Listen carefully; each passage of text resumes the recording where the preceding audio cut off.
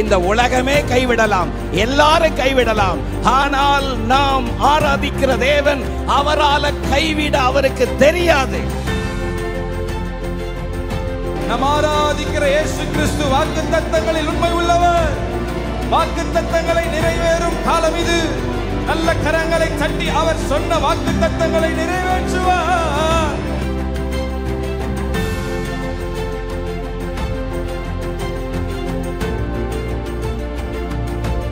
இந்த சத்தத்தை கேட்டுக்கொண்டிருக்கிற உங்களுக்கு ஒரு புதிய நம்பிக்கை, புதிய பலத்தை கர்த்தர் தருகிறார். நான் உனக்கு சொன்னதை செய்யும் அளவும் நான் உன்னை கைவிடவே மாட்டேன்.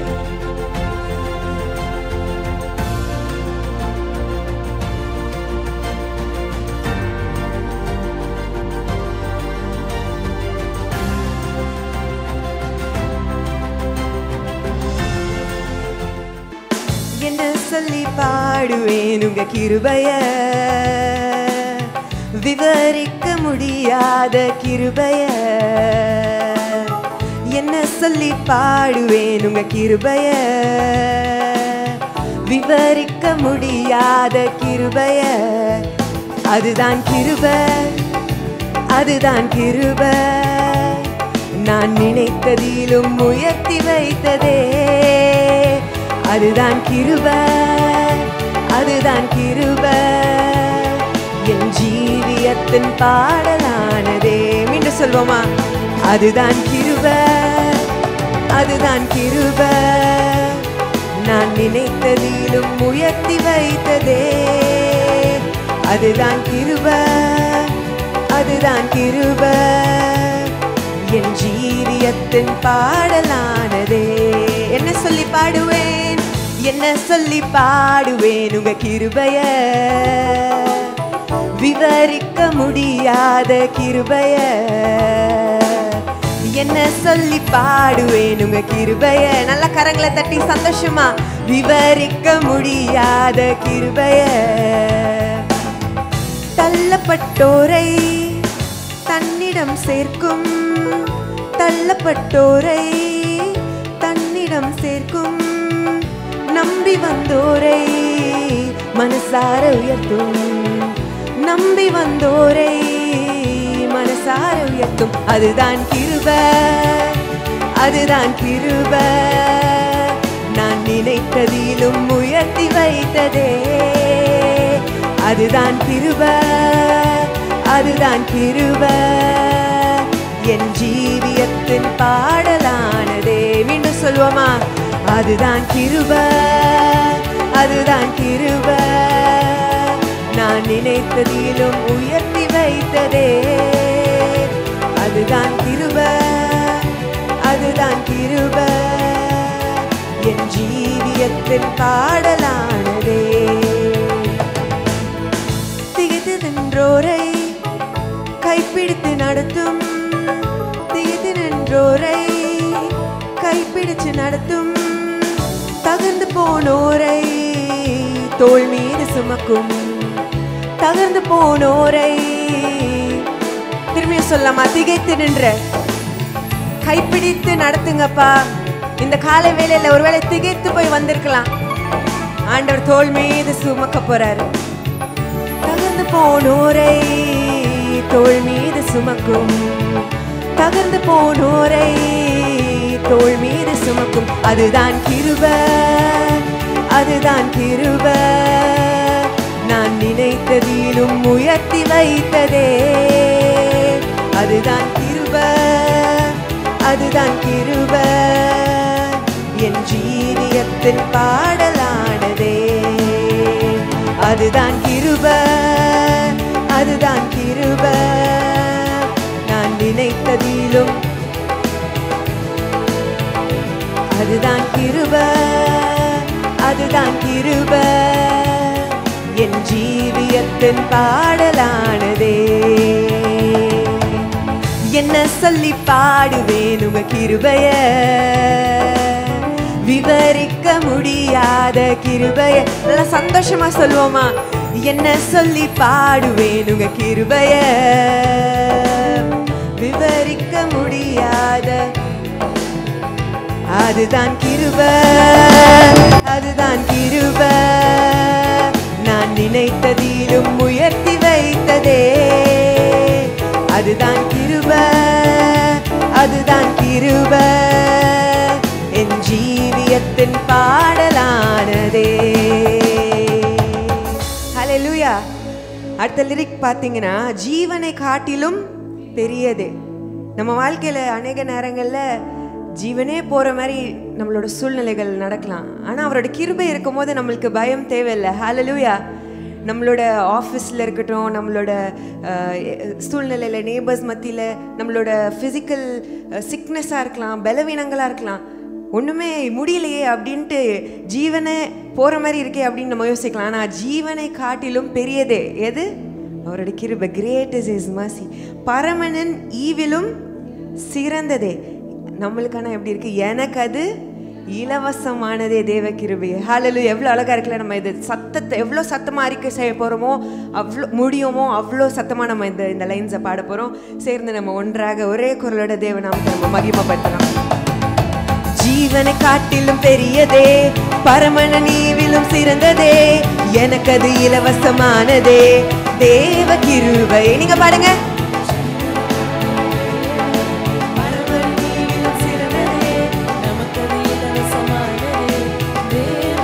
ஆமென். நல்ல சத்தமா. ஜீவனை காட்டிலும் பெரியதே, பரமன நீவிலும் சிறந்ததே, எனக்கு அது இலவசமானதே தேவ கிருபையே. ஜீவனை காட்டிலும் பெரியதே, என் பரமன நீவிலும் சிறந்ததே, நமக்கு அது இலவசமானதே தேவ கிருபை. கடைசியா, ஜீவனை காட்டிலும் ஓ பரமன நீவிலும் சிறந்ததே, நமக்கு அது இலவசமானதே தேவ கிருபையே. ஜீவனை காட்டிலும் பெரியதே, பரமன நீவிலும் சிறந்ததே, நமக்கு அது இலவசமானதே தேவ கிருபை. அவர்தான் அவர்தான் கிருபை, அவரே கிருபை. என் இயேசு எந்தன் கிருபையானாரே. அவர்தான் கிருபை, அவரே கிருபை. நம் இயேசு நமக்கு கிருபையானாரே. அவர்தான் கிருபை, அவரே கிருபை. என் இயேசு எனக்கு கிருபையானாரே. அவர்தான் கிருபை. அவருடைய சிலுவை நிமித்தமா எவ்வளோ பெரிய வாக்கியம். நம் இயேசு நமக்கு கிருபையானாரே. அவர்தான் கிருபை, அவரே. நீரே எங்களோட வாழ்க்கைக்கு ஆதாரம் அப்பா. நீரே என் பலன், நீரே என் அடைக்கலம், நீரே என் கோட்டை. நான் நம்பி இருக்கிற தேவன் நீர் ஒருவர் மாத்திரமே அப்பா. கிருபையானாரே. நல்ல கரங்களை தட்டி, நீரே என் நம்பிக்கை அப்பா, என் திட அஸ்திபாரம் நீர் ஒருவர் தான். அடுத்த பாடல் நம்ம பாட போறோம். சீயோனிலே என் திட அஸ்திபாரம் கிறிஸ்துவே. புயல் அடித்தாலும் அலை மோதினாலும் எவர் எனக்கு எதிராக எழும்பினாலும் எனக்கு இருக்கிற ஒரே நம்பிக்கை யாரு தான்? அவர் தான் நம்மளோட அஸ்திபாரம். He is the rock, he is the foundation. அவர் தான் மூளைக்கல். அவர் மேல கட்டப்பட்டு நீங்கள் ஒருபோதும் அசைக்கப்படுவதில்லை. ஹல்லேலூயா. கரங்களை தட்டி நம்ம பாட போறோம். நீங்க தான் எனக்கு எல்லாமே. என்னோட நான் விசுவாசிப்போர் இன்னார் என்று அறிவேன், என்னையே படைத்திட்டேன் அவர் கரத்தில். அப்படின்னா என்ன? நான் விசுவாசிக்கிற தேவன் அவ்வளோ பெரிய தேவன். ஒரு தடவை பெனிஹன் ஒரு அந்த டெஸ்டிமனி டைம் இருக்கும்ல, அவரோட மீட்டிங் முடிச்சுட்டு அந்த டைமில் ஒரு ஹீலிங் நடக்குது. ஒரு சின்ன பையன், ஒரு மழலை குரலில் பேசுகிற ஒரு 4 years பையன், அவன்கிட்ட கேட்குறாங்க, உனக்கு சுகம் தந்தது யாருன்னு தெரியுமாப்பா அப்படின்ட்டு. அப்போ அந்த பையன் சொல்கிறான், சொல்லலை. உடனே my God is so big, so strong அப்படின்ட்டு, he is so big, he is so mighty. என் தேவன் எனக்கு இந்த நன்மை செய்தார், அவர் தான் என் நம்பிக்கைன்னு சொன்னோடனே அந்த ஹோல் பெரிய ஆடிட்டோரியமே எழுமி நின்று கரங்களை தட்டி தேவ நாமத்துக்கு மகிமை செலுத்தினாங்க. அந்த சிறு பிள்ளைக்கு தெரியுதுன்னா, உங்களுக்கும் எனக்கும் விசுவாசிகளாகிய உங்களுக்கும் நமக்கும் இந்த காலை வேளையில் அது அறிந்தவர்களாக இருக்கிறோம். ஹல்லேலூயா. நம்ம கரங்களை தட்டி சேர்ந்து பாடுவோம். நான் விசுவாசிக்கிற தேவன் என்னார் என்று நான் அறிந்திருக்கிறேன், அதனால் நான் கவலைப்படுவதில்லை, நான் அசைக்கப்படுவதில்லை. ஹல்லேலூயா.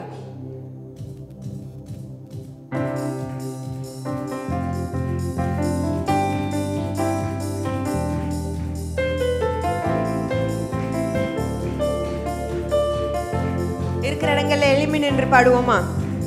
சீயோனிலே எந்திட அஸ்திபாரம் கிறிஸ்துவே, அவர் நான் என்றும் நம்பும் கண்மலை, அவர் நான் என்றும் நம்பும் கண்மலை. சீயோனிலே எந்திட அஸ்திபாரம் கிறிஸ்துவே, அவர் நான் என்றும் நம்பும் கண்மலை, இயேசு நான் என்றும் நம்பும் கண்மலை. மீண்டும் நீங்க பாடுங்க. சீயோனிலே எந்திட அஸ்திபாரம் கிறிஸ்துவே, அவர் நான் என்றும் நம்பும் கண்மலை, இயேசு நான் என்றும் நம்பும் கண்மலை. கலங்கிடுவேனோ பதறிடுவேனோ கர்த்தரில் விசுவாசம் இருக்கையிலே, கலங்கிடுவேனோ பதறிடுவேனோ கர்த்தரில் விசுவாசம் இருக்கையிலே. அசையா என் நம்பிக்கை நங்கூரமே, இயேசுவில் மாத்திரமே. அசையா என் நம்பிக்கை நங்கூரமே, இயேசுவில் மாத்திரமே. சீயோனிலே எந்திட அஸ்திபாரம் கிறிஸ்துவே, அவர் நான் என்றும் நம்பும் கண்மலை, அவர் நான் என்றும் நம்பும் கண்மலை. சீயோனிலே, சீயோனிலே எந்திட அஸ்திபாரம் கிறிஸ்துவே, அவர் நான் என்றும் நம்பும் கண்மலை, இயேசு நான் என்றும் நம்பும் கண்மலை. புயலடித்தாலும் மலை மோதினாலும் எவர் எனக்கு எதிராய் எழும்பினாலும், புயலடித்தாலும் மலை மோதினாலும் எவர் எனக்கு எதிராய் எழும்பினாலும், எனக்கு எட்டாத உயரங்களிலே எடுத்தவர் நிறுத்திடுவார், எனக்கு எட்டாத உயரத்திலே எடுத்தவர் நிறுத்திடுவார். சீயோனிலே எந்திட அஸ்திபாரம் கிறிஸ்துவே, அவர் நான் என்றும் நம்பும் கண்மலை, இயேசு நான் என்றும் நம்பும் கண்மலை. ஒருவேளை இந்த காலை வேளையில வியாதியினால வலிகளோட வேதனையோட வந்திருக்கலாம். அவர் ஆவியானவர் சொல்லுகிறார், அவரோட தழும்புகளால் நாம் சுகமானோம். ஹல்லேலூயா. அவர் ரத்தத்தின் வல்லமை இந்த காலை வேளையில நம்ம மத்தியில தான், அவர் நம்ம மத்தியில உலாவி கொண்டிருக்கிற தேவனா இருக்கிறாரு. அந்த ரத்தத்தின் வல்லமையை பெற்றுக்கொண்டவர்களாக உங்க சரீரத்தின் மேல கைகளை வைத்து, ஆண்டவரே என்னை பலப்படுத்துங்க, எங்களுக்கு சுகம் தாங்க, எங்கெல்லாம் பலவீனம் இருக்கோ அவங்க கரங்களை வைத்து கொண்டு எனக்கு என் குடும்பத்தினருக்கு ஒரு புது பலனை தாங்கப்பான்னு சொல்லுங்க.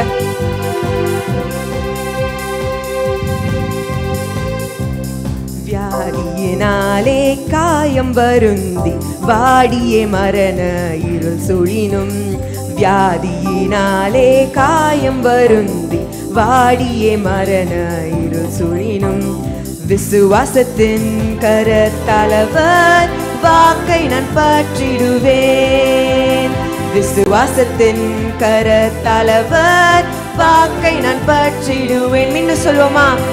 விசுவாசத்தின் கரத்தளவர் வாக்கை நான் பற்றிடுவேன். விசுவாசத்தின் நம்பிக்கை நீங்க தான்ப்பா.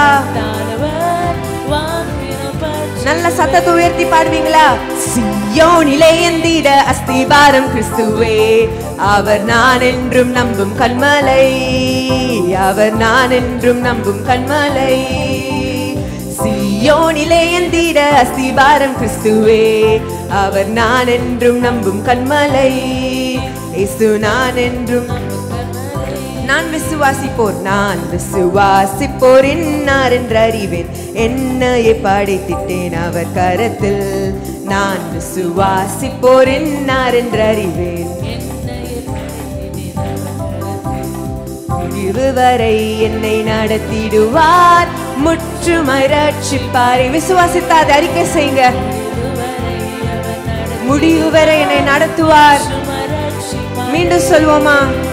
முடிவு வரை என்னை நடத்திடுவார், முற்றுமாய் ரட்சிப்பாரே. முடிவு வரை, முடிவு வரை என்னை நடத்திடுவார், முற்றுமாய் ரட்சிப்பாரே. நான் விசுவாசிப்போர், நான் விசுவாசிப்போர் என்னார் என்று அறிவேன், என்னையே படைத்திட்டேன் அவர் கரத்தில்.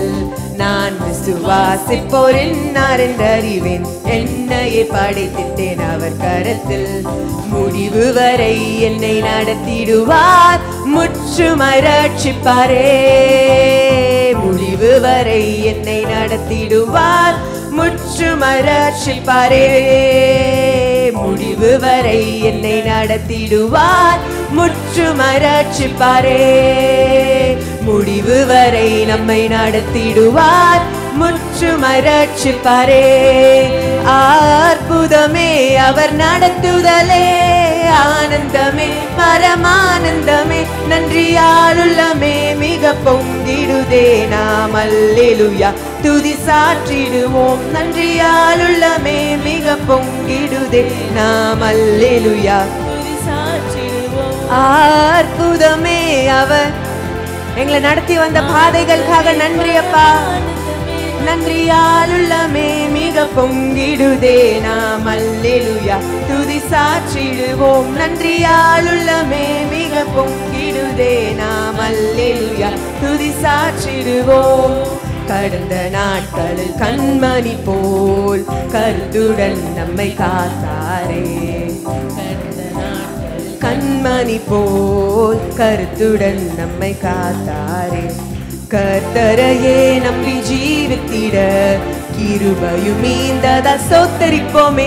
அற்புதமே அவர் நடத்துதலே, ஆனந்தமே பரமானந்தமே, நன்றியாலுள்ளமே மிக பொங்கிடுதே. நாம் அல்லேலூயா துதி சாற்றிடுவோம், நன்றியாலுள்ளமே மிக பொங்கிடுதே. நாம் அல்லேலூயா துதி சாற்றிடுவோம். பெந்தேகோஸ்தே நாளை போல பெரிதான முழக்கத்தோடு, பெந்தேகோஸ்தே நாளை போல பெரிதான முழக்கத்தோடு வல்லமையாலே இறங்கி வரங்களினாலே நிரப்பும். இப்போ வல்லமையாலே இறங்கி வரங்களினாலே நிரப்பும். இப்போ வல்லமையாலே இறங்கி வரங்களினாலே நிரப்பும். இப்போ வல்லமையாலே இறங்கி வரங்களினாலே நிரப்பும். பொழிந்திடும் வல்லமை, உன்னதத்தின் வல்லமை, ஆவியின் வல்லமை, அக்கினியின் வல்லமை. பொழிந்திடும் வல்லமை, உன்னதத்தின் வல்லமை, ஆவியின் வல்லமை, அக்கினியின் வல்லமை, பொழிந்திடும் வல்லமை. உன்னதத்தின் வல்லமை. இந்த காலை வேளையில எங்க மேல ஒரு புதிய வல்லமை தாங்கப்பா. we need your new strength. ஆவியானவரே எங்களை நிரப்புங்கன்னு கேட்கலாமா? பொழிந்திடும் வல்லமை, உன்னதத்தின் வல்லமை, ஆவியின் வல்லமை, அக்கினியின் வல்லமை. பொழிந்திடும் வல்லமை, உன்னதத்தின் வல்லமை, ஆவியின் வல்லமை, அக்கினியின் வல்லமை. மாம்சமான யாவர் மேலும் ஆவியை ஊற்றுவேன் என்றீர். மாம்சமான யாவர் மேலும் ஆவியை ஊற்றுவேன் என்றீர். மூப்பர் வாலிபர் யாவரும் தீர்க்க தரிசனம் சொல்வாரே. மூப்பர் வாலிபர் யாவரும் தீர்க்க தரிசனம் சொல்வாரே. பொழிந்திடும் வல்லமை, உன்னதத்தின் வல்லமை, ஆவியின் வல்லமை, அக்கினியின் வல்லமை. பொழிந்திடும் வல்லமை, உன்னதத்தின் வல்லமை, ஆவியின் வல்லமை, அக்கினியின் வல்லமை. பொழிந்திடும் வல்லமை. பெற்றுக்கொள்ளுங்க ஒரு புதிய அக்கினிய. உங்க ஒவ்வொருத்தர் மேலையும் ஆவியானவர் இறங்கி கொண்டிருக்கிறாரு.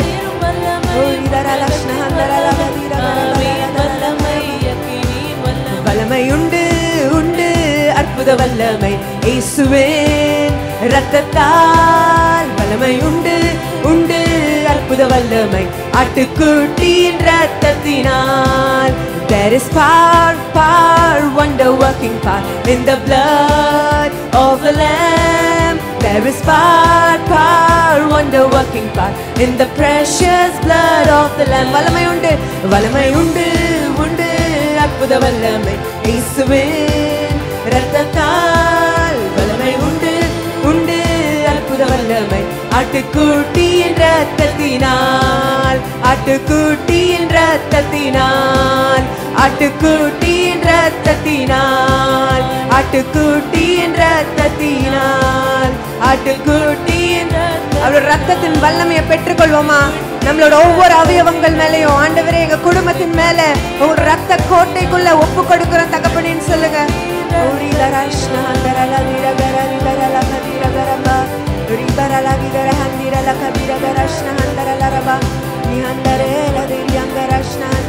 நல்ல விடுதலையோடு கொஞ்ச நேரம் கரங்களை தட்டி தேவன் ஆராதிப்போமா. அந்நிய பாஷை பெறாதவர்கள் புதிய அபிஷேகத்தை பெற்றுக்கொள்ளுங்க விசுவாசத்தோட. ஆண்டவர் உங்க நாவின் கட்டுகளை அறுக்கிறாரு. வாய்களை விரிவாய் திறங்க. உங்க நாவ ஆண்டவர் தொட்டு கொண்டிருக்கிறாரு.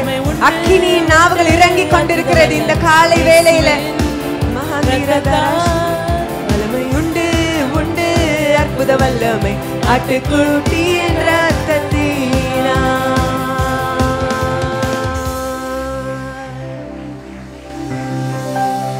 சிலுவையின் வல்லமைக்காக நன்றி அப்பா, உமக்கு நன்றி. பலமும் அல்ல பராக்கிரமும் அல்ல, உம்முடைய ஆவியினால எல்லாம் ஆகும் நாங்க விசுவாசிக்கிறோம். எங்களோட பலத்தினால அப்ப, not by power, not by might, but by my spirit says the Lord. அந்த பவர், அந்த வல்லமை சிலுவையின் வல்லமையினால மாத்திரம் தான் முடியும் அப்பா. அந்த வல்லமை இந்த காலை வேளையில எங்க ஒவ்வொருத்தருக்கும் தாங்க அப்பான்னு கரங்களை உயர்த்தி ஆண்டவரே உங்களோட வல்லமை எங்களை தொடுவதாக. Lord, let your power come and touch us this morning. இங்க இருக்கிற ஒவ்வொருத்தரும் உங்களோட வல்லமை உணர்ந்தவர்களாக நிறைந்தவர்களாக காணப்படுவார்கள்.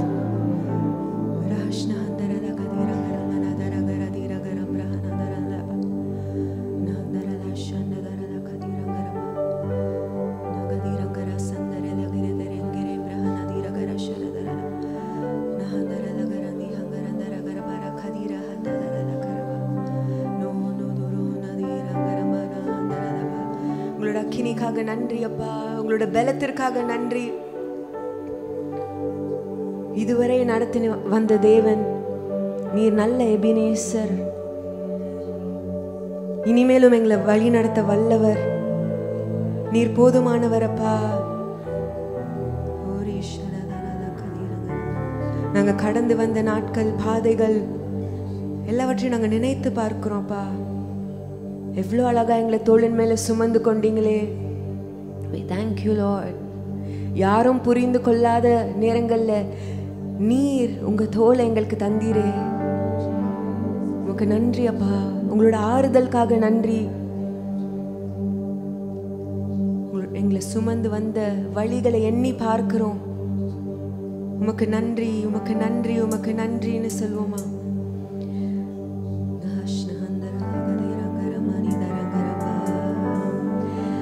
இதுவரை நடத்தினீர், இனியும் நடத்துவீர். யெகோவாயிரே பார்த்து கொள்வீர். சொல்வீங்களா?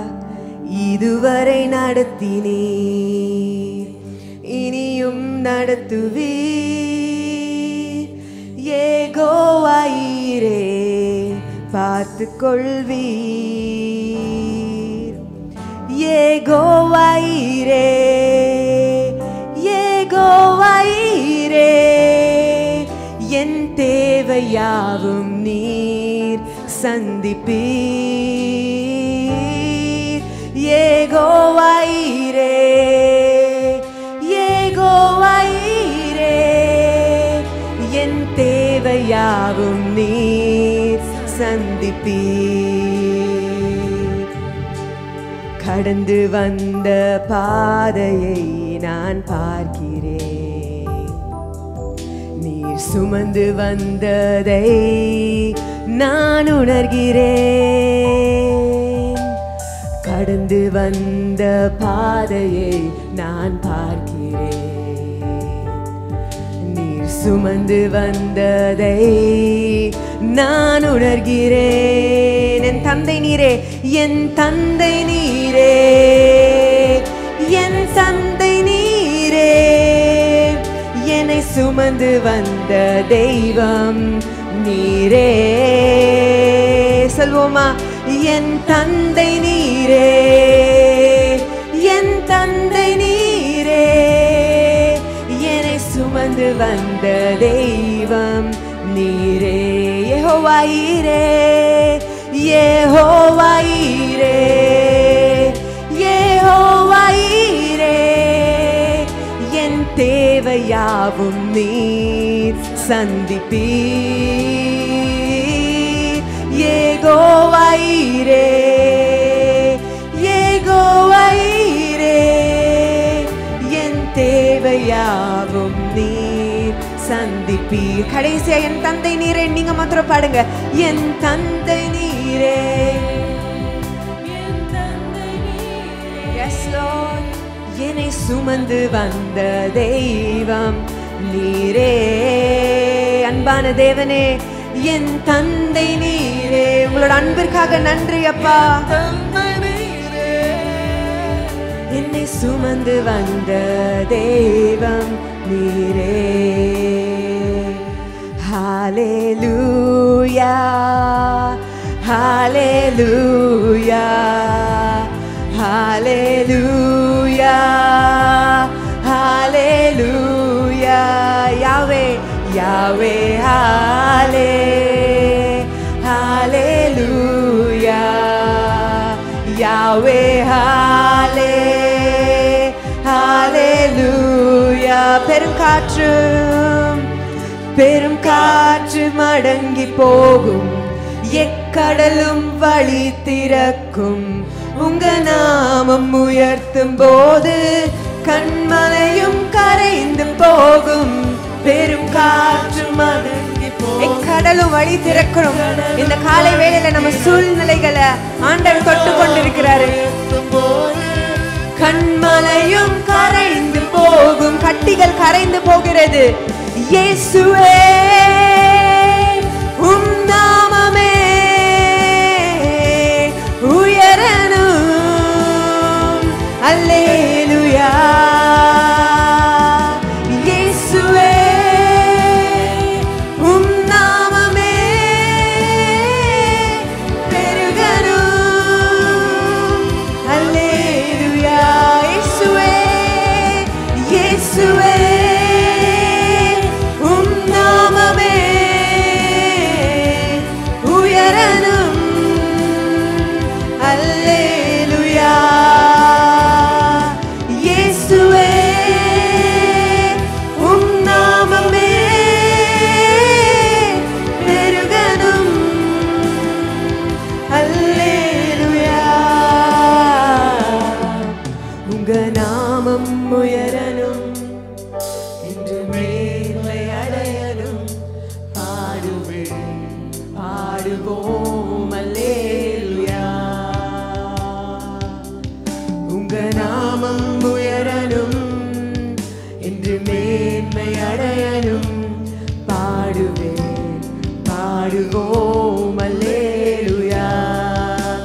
ஹalleluya ஹalleluya. உன்னதத்தில் இருக்கிற தேவனே, சிங்காசனத்தில் வீற்றிருக்கிற பரிசுத்தரே, உம்மை நாங்க தொழுது கொள்ளுகிறோம், உம்மை நாங்க பணிந்து கொள்ளுகிறோம் அப்பா.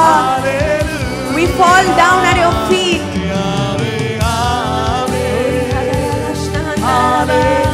பரிசுத்தரே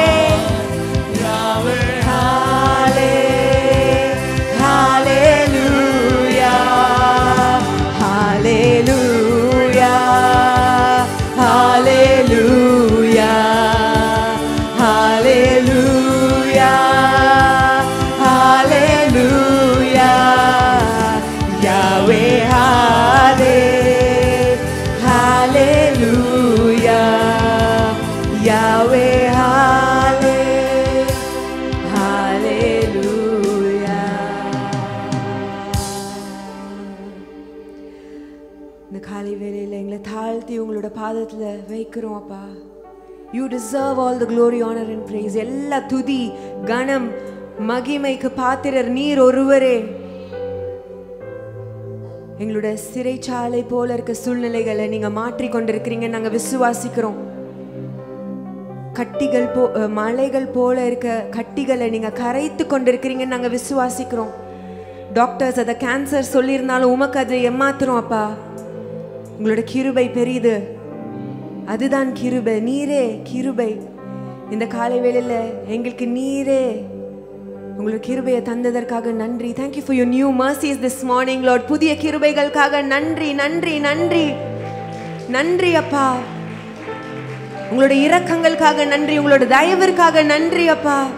இந்த வாரம் முழுவதும் எவ்வளோ போராட்டங்கள் நாங்க எதிர்கொள்ள நேர்ந்தாலும் எங்களை நடத்துகிற தேவன் நீர் எங்க கூட இருக்க எங்களுக்கு கலக்கம் இல்லை, கவலை இல்லை. நாங்க எல்லா யுத்தங்களையும் வெல்ல நீர் போதுமானவரா இருக்கிறீங்கப்பா. எங்க கரம் பிடித்து வழி நடத்துங்க. மீதியான வேலையில எங்களோட இடைப்படுங்க, பேசுங்க. எல்லா துதிகன மகிமையும் உமக்கே செலுத்துகிறோம். இயேசுவின் நாமத்தில் கேட்கிறோம் ஜீவனுள்ள நல்ல பிதாவே, ஆமென்.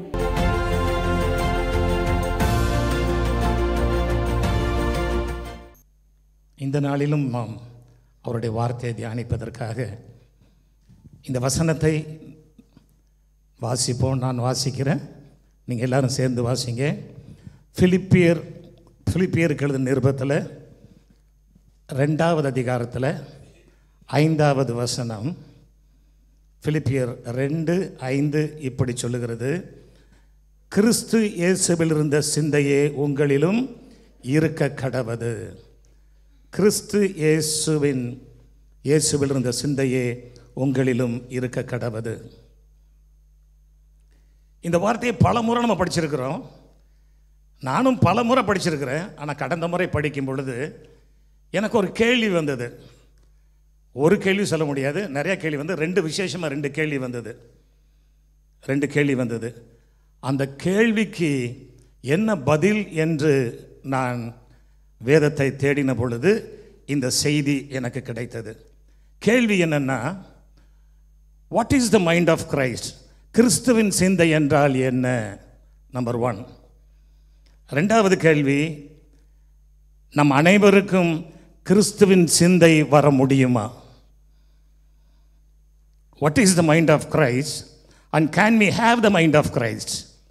நமக்கு கிறிஸ்துவின் சிந்தை உண்டாயிருக்குமா என்ற இந்த 2 கேள்விகள் எனக்குள் பிறந்தது. அதை சிந்தித்து கொண்டிருக்கும் பொழுது தான் இந்த செய்தி உருவானது. நான் நினைச்சேன், it may not be possible, இது சாத்தியமல்ல என்று நினைத்தேன். ஆனால் எல்லா சிந்தையும் எல்லாருக்கும் இருக்க முடியாது. ஆனால் ஒரு சில காரியங்கள் ஒரு சிலரோடு கண்டிப்பாக இருந்தே ஆகணும். ஆனால் வேதம் சொல்லுது, நீங்கள் படித்து பார்த்தீங்கன்னா 1 கொரிந்தியர் 2:16 எங்களுக்கோ கிறிஸ்துவின் சிந்தை உண்டாயிருக்கிறது என்று அப்போஸ்தலனாகிய பவுல் கொரிந்து சபைக்கு எழுதும் பொழுது அவரை குறித்து எழுதுகிறார். எங்களுக்கோ we have the mind of Christ, we have the mind of Christ என்று அவர் எழுதியிருக்கிறார். அப்படின்னா என்ன அர்த்தம்? இட் இஸ் பாசிபிள், அதாவது கிறிஸ்துவின் சிந்தை கண்டிப்பாக எல்லோருக்கும் உண்டாக வேண்டும். அது நடைமுறையில் சாத்தியம். ஏன்னா வேதம் நமக்கு எதையும் செய்ய முடியாததை சொல்லவில்லை. வேதம் நம்ம அனைவருக்குமே நாம் செய்யக்கூடிய காரியங்களை தான் நமக்கு சொல்லி கொண்டிருக்கிறது, நமக்கு கற்றுக் கொடுத்து கொண்டிருக்கிறது. அதே நேரத்தில் இன்னொரு காரியத்தையும் விசேஷமாக சொல்ல விரும்புகிறேன். கிறிஸ்துவின் சிந்தை என்று சொல்லும் பொழுது அவர் மனிதனாக பிறந்து இந்த பூமியில் வாழ்ந்த காலத்தில் அவர் வெளிப்படுத்திய சிந்தை. ஹல்லேலூயா, அதுதான் முக்கியம்.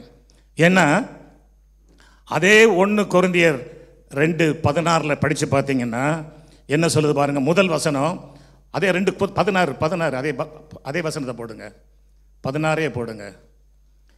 கர்த்தருக்கு போதிக்கத்தக்கதாக அவருடைய சிந்தையை அறிந்தவன் யார்? அப்படின்னா என்ன அர்த்தம்? பிதாவின் ஆதீனத்தில் உள்ளதை, அவருடைய சிந்தையில் உள்ளதை யாருமே முற்றிலுமாக அறிந்து கொள்ள முடியாது. எங்களுக்கோ சொல்றார், எங்களுக்கோ கிறிஸ்துவின் சிந்தை உண்டாயிருக்கிறது. இதை தெளிவாக பார்க்க கூடுமானால் நீங்கள் ரோமருக்கு எழுதின நிருபத்தில் திரும்பவும் இதே வார்த்தையை எழுதுகிறார் அப்போஸ்தலனாகிய பவுல். 11வது அதிகாரம் 34வது வசனத்தில் கர்த்தருடைய சிந்தையை அறிந்தவன் யார்? அவருக்கு ஆலோசனைக்காரனாக இருந்தவன் யார் என்று தெளிவாக எழுதுகிறார். அது மட்டுமல்ல, இயேசு கிறிஸ்து மரித்து உயிர்த்து அவர் பரலோகம் போவதற்கு முன்பாக அப்போஸ்தலர் நடபடிகள் நீங்கள் படித்து பார்த்தீங்கன்னா 1 அதிகாரத்தில் 6வது வசனத்தில் சொல்லப்படுகிறது. எல்லாரும் கேட்குறாங்க, ஆண்டவரே இக்காலத்தில் நீர் ராஜ்யத்தை இஸ்ரவேலுக்கு திரும்ப கொடுப்பீர் என்று கேட்டார்கள். அப்பொழுது அடுத்த வசனம் சொல்லுகிறது, அடுத்த வசனத்தில் இயேசு பதில் சொல்லுகிறார். அதற்கு அவர், பிதாவானவர் தம்முடைய ஆதீனத்தில் வைத்திருக்கிற காலங்களையும் வேலைகளையும் அறிகிறது உங்களுக்கு அடுத்ததல்ல. அதாவது என்ன சொல்ல வருகிறேன் என்றால், பிதாவின் சிந்தையில் உள்ளதை எந்த மனிதனும் அறிந்து கொள்ள முடியாது. ஏன்னா இயேசு கிறிஸ்துவனுடைய வருகை குறித்து அவரிடம் கேட்ட பொழுதே அவர் சொல்றாரு, பிதாவை தவிர வேறு ஒருவரும் அறியான் என்று சொல்லுகிறார். ஆகவே இந்த காரியங்கள் நம்முடைய மனதில் இருக்க வேண்டும். நான் சொல்லும்போது கிறிஸ்துவின் சிந்தை என்று சொல்லும் பொழுது, மனிதனாக பிறந்து அவர் இந்த பூமியில் வாழ்ந்த காலத்தில் அவருடைய சிந்தையிலிருந்து எவைகளெல்லாம் வெளிப்பட்டதோ அவைகளை குறித்து தியானிக்க போகிறோம் வேதத்தின் அடிப்படையில். ஏன்னா whatever is revealed through the Bible, it is for our learning.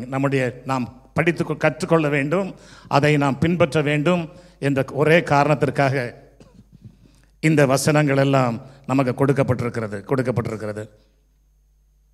அதே பிலிப்பியர் 2வது அதிகாரத்தில் அவருடைய சிந்தையை குறித்து ஒரு சில காரியங்களை அங்கு நாம் பார்க்க முடிகிறது. 6வது வசனத்திலிருந்து 8வது வசனம் வரை நான் உங்களுக்கு படிக்கிறேன். அவர் தேவனுடைய ரூபமாய் இருந்தும் தேவனுக்கு சமமாய் இருப்பதை கொள்ளையாடின பொருளாக எண்ணாமல் தம்மை தாமே வெறுமையாக்கி அடிமையின் ரூபம் எடுத்து மனுஷர் சாயலானார்.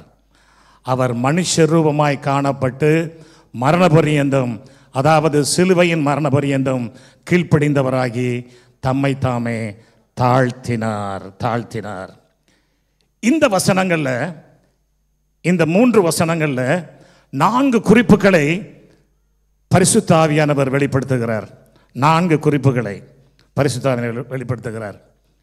முதலாவதாக அவர் வெளிப்படுத்துவது என்னவென்றால், இயேசு கிறிஸ்துவனுடைய தாழ்மை, அவருடைய பூரணமான தாழ்மை, பெர்ஃபெக்ட் ஹியூமிலிட்டி, அதை வெளிப்படுத்துகிறார். 2வதாக அவர் தன்னுடைய மகிமையை விட்டு இறங்கி ஒரு தாசனாக, ஒரு சர்வெண்டாக அவர் வருவதை அவர் வெளிப்படுத்துகிறார். 3வதாக அவருடைய தியாக அன்பை அங்கே வெளிப்படுத்துகிறார். 4வதாக தன் நலனை காட்டிலும் பிறர் நலனை அவர் வெளிப்படுத்துகிறார். இதற்கு வேதத்திலிருந்து சில ஆதாரங்களை நாம் பார்க்க போகிறோம்.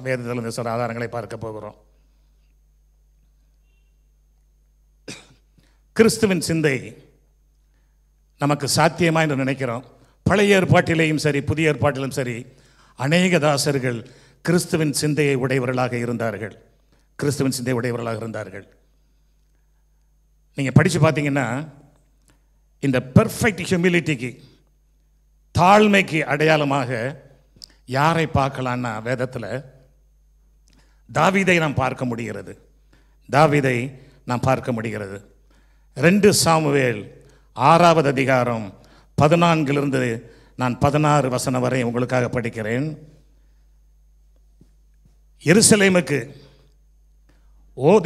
ஓபேத் ஏதோம் வீட்டிலிருந்து எருசலேமுக்கு அவர்கள் அந்த உடன்படிக்கை பெட்டியை கொண்டு வரும் பொழுது தாவீது என்ன பண்ணுகிறார்? தாவீது அப்பொழுது யாராக இருக்கிறார்?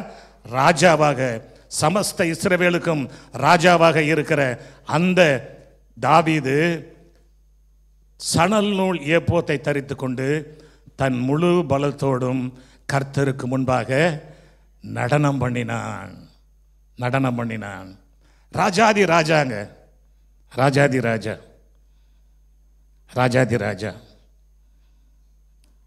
நடனம் பண்ணினான். அது மட்டுமல்ல, 16வது வசனம் சொல்லுகிறது, கர்த்தருடைய பெட்டி தாவீதின் நகரத்திற்குள் பிரவேசிக்கிற போது சவுலின் குமாரத்தியாகிய மீகாள் பலகணி வழியாய் பார்த்து தாவீது ராஜா கர்த்தருக்கு முன்பாக குதித்து நடனம் பண்ணுகிறதை கண்டு தன் இருதயத்திலே அவனை அவமதிக்கிறார். அது மட்டுமல்ல, நீங்கள் தொடர்ந்து படிச்சிங்கன்னா, நான் நிறைய வசனங்களை கட் பண்ணிட்டு போகிறேன், தொடர்ந்து படிச்சிங்கன்னா அவ சொல்கிற, இப்படி இஸ்ரவேலில் பெண்களுக்கு முன்பாக உண்மை நீயே நிர்வாணப்படுத்திக்கிட்டு இப்படி ஆடுறீங்களே, கேவலமாக இருக்குது அப்படின்னு அவரை அவமானப்படுத்துகிறார். அப்போ தாவீது சொல்லுகிறார் 21வது வசனத்தில், அதே இதில் 21வது வசனத்தில் சொல்லுகிறார், அதற்கு தாவீது மீகாளை பார்த்து, உன் தகப்பனை பார்க்கிலும் அவருடைய எல்லா வீட்டாரை பார்க்கிலும் என்னை இஸ்ரவேலராகிய கர்த்தருடைய ஜனத்தின் மேல் தலைவனாக கட்டளையிடும்படிக்கு தெரிந்து கொண்ட கர்த்தருடைய சமூகத்திற்கு முன்பாக ஆடிப்பாடினேன். அது மட்டுமல்ல, அடுத்த வசனம், இதை பார்க்கிலும் இன்னும் நான் நீசனும் என் பார்வைக்கு அர்ப்பணமாவேன், அப்படியே நீ சொன்ன பெண்களுக்கு கூட மகிமையாக விளங்குவேன் என்றான். எதுக்கு சொல்ல வரேன்னா, தாழ்மை முக்கியங்க நம்முடைய வாழ்க்கையில். கிறிஸ்துவின் சிந்தையில் முதலில் வருவது என்னதுங்க? தாழ்மை. தாழ்மை நமக்கு மிக மிக மிக மிக முக்கியமான ஒன்று. மிக மிக முக்கியமான ஒன்று. தாழ்மை நம்முடைய வாழ்க்கையில் நமக்கு அதிகமாக தேவைப்படுகிறது. ஏன்னா அவர் இருந்த நிலை அப்படி. He was equal to the Father Almighty God. பிதாவாகிய தேவனுக்கு சமமாக அவர் இருக்கிறார். ஆனால் அதை விட்டுட்டு தேவன் சொன்ன வார்த்தைக்காக, நீங்கள் சங்கீதம் 7 படித்து பார்த்தீங்கன்னா 2 7 வசனத்தை நீங்கள் இப்போ படிக்க வேண்டாம், வீட்டில் படித்து பாருங்கள். தீர்மானத்தின் விவரம் சொல்லுவேன்னு இருக்கும். நீரினுடைய குமாரன் இன்று நான் உண்மை ஜனிப்பித்தேன் என்று வருது பாருங்க. இந்த வசனத்தில் அங்கே பரலோகத்தில் தீர்மானம் போடுறாங்க. நீர் மனிதனாக போகணும், அங்கே போய் பாடுபடணும், சிலுவையில் மரிக்க வேண்டும் என்று சொல்லும் பொழுது தம்மை தாமே தாழ்த்துகிறார் இயேசு. யோசித்து பாருங்க, ராஜாதி ராஜாவாக இருந்த தாவீது தன்னைத்தானே ஒரு அடிமையின் சாயலில் டான்ஸ் ஆடுறாரு. நம்ம அந்த இடத்த விட்டு இறங்குவோமா? நம்முடைய பொசிஷன்லேருந்து நம்ம இறங்குவோமா? நம்மை தாழ்த்துவோமா? இந்த கிறிஸ்தவர்களுக்கு தேவை, முக்கிய தேவை இந்த தாழ்மை. நமக்கு என்ன இருக்குன்னா, நான் சேர்த்து சொல்லுவேன், அநேகருக்கு இருப்பது ஆவிக்குரிய பெருமை இருந்துகிட்டு இருக்குது. பெருமை உள்ளவனுக்கோ கர்த்தர் எதிர்த்து நிற்கிறார், தாழ்மை உள்ளவர்களுக்கோ கிருபை அளிக்கிறார். ஆகவே நமக்கு தேவையானது தாழ்மை, தாழ்மை, தாழ்மை. அடுத்தது இரண்டாவது ஒரு காரியத்தை சொன்னேன். தன்னுடைய மகிமையை விட்டு அவர் கீழே ஒரு சர்வெண்டாக வருகிறார். இப்போது படிக்க நேரம் இல்லை, ஆனால் நீங்கள் வீட்டில் போய் படித்து பாருங்கள். ஏசாயா தீர்க்கதரிசன புஸ்தகம் 42வது அதிகாரம் 1லிருந்து 4 வரைக்கும், 49வது அதிகாரம் 1லிருந்து 6 வரைக்கும், 50வது அதிகாரம் 1லிருந்து 5 வரைக்கும், 53வது அதிகாரம் முழுமையாக படித்து பார்த்தீங்கன்னா எவ்வாறாக தன்னுடைய மகிமையை துறந்தார் என்பதை குறித்து அங்கே 4 பாடல்கள் இருக்கிறது. ஆங்கிலத்தில் அழகாக சொல்லுவாங்க, சாங்ஸ் ஆஃப் த சர்வெண்ட் அப்படின்னு 4 பாடல்கள் ஏசாயா தீர்க்கதரிசன புஸ்தகத்தில் இருக்குது. ஆனால் தமிழில் அவ்வளோ சிறப்பாக கொடுக்கல. அவர் எப்படி தாழ்த்துகிறார்? தன்னுடைய மகிமையை துறந்து ஒரு மனிதனாக மட்டும் வரல, ஒரு அடிமையின் ரூபம் எடுக்கிறார். அடிமையின் ரூபம் எடுக்கிறார். அதற்கு உதாரணமாக நம்ம பழைய ஏற்பாட்டில் பார்க்க போனால் நான் யாரை சொல்லுவேன்னா, ஜோனத்தானை நான் சொல்லுவேன். எப்படின்னா, நீங்கள் 1 சாமுவேல் 18வது அதிகாரம் 4வது வசனத்தை படித்து பாருங்க. 1 சாமுவேல் 18:4, யோனத்தான் போர்த்து கொண்டிருந்த சால்வையை கழற்றி அதையும் தன் வஸ்திரத்தையும் தன் பட்டயத்தையும் தன் வில்லையும் தன் கச்சையையும் கூட தாவீதுக்கு கொடுத்தான். அப்போ தாவீது யாருங்க? தாவீது ஒரு மேய்ப்பன், ஆடுகளை மேய்க்கிற ஒரு மேய்ப்பனாக இருந்த ஒரு வாலிபன். ஜோனத்தான் யாரு? யோனத்தான் ராஜகுமாரன், ராஜா சவுலுடைய மகன், ராஜகுமாரன். அவன் தான் அடுத்தாப்புல பட்டத்தில் உட்காரணும், ராஜாவாக போகணும். என்ன பண்றாரு? தன்னுடைய அந்தஸ்தை அப்படியே கொடுக்கிறாப்புல, தன்னுடைய அந்தஸ்தை ஈக்குவலா, அதாவது அந்த ராஜரீக மேன்மையை அப்படியே கொடுக்கிறாப்புல. தனக்கு உண்டான அந்த அந்தஸ்தை சாதாரண மேய்ப்பனாக இருந்த தாவீதுக்கு கொடுக்கிறாப்புல. கொஞ்சம் யோசித்து பாருங்க, நம்மால் செய்ய முடியுமா? நமக்கு கீழாக வேலை. இவர் யாரு? பிரின்ஸ், ராஜகுமாரன். ஆனா தாவீது அங்கு வேலை செய்கிறவன். யாருக்கு? சவுலுக்கு பாட்டு பாட வந்தார். அப்போ அவ்வளவுதான். அந்த நேரத்தில் இது நடக்குது. அதே காரியத்தை 1 சாமுவேல் 23வது அதிகாரம் 16-17 வாசித்து பாருங்க.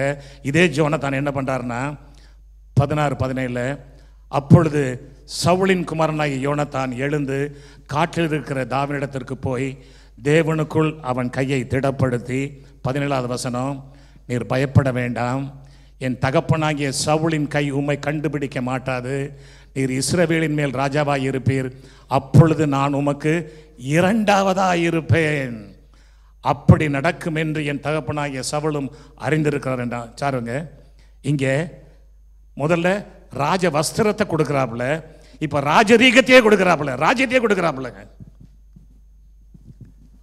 எவ்வளவு பெரிய ஒரு தியாகம் பாருங்க. அதாவது அவருடைய அந்த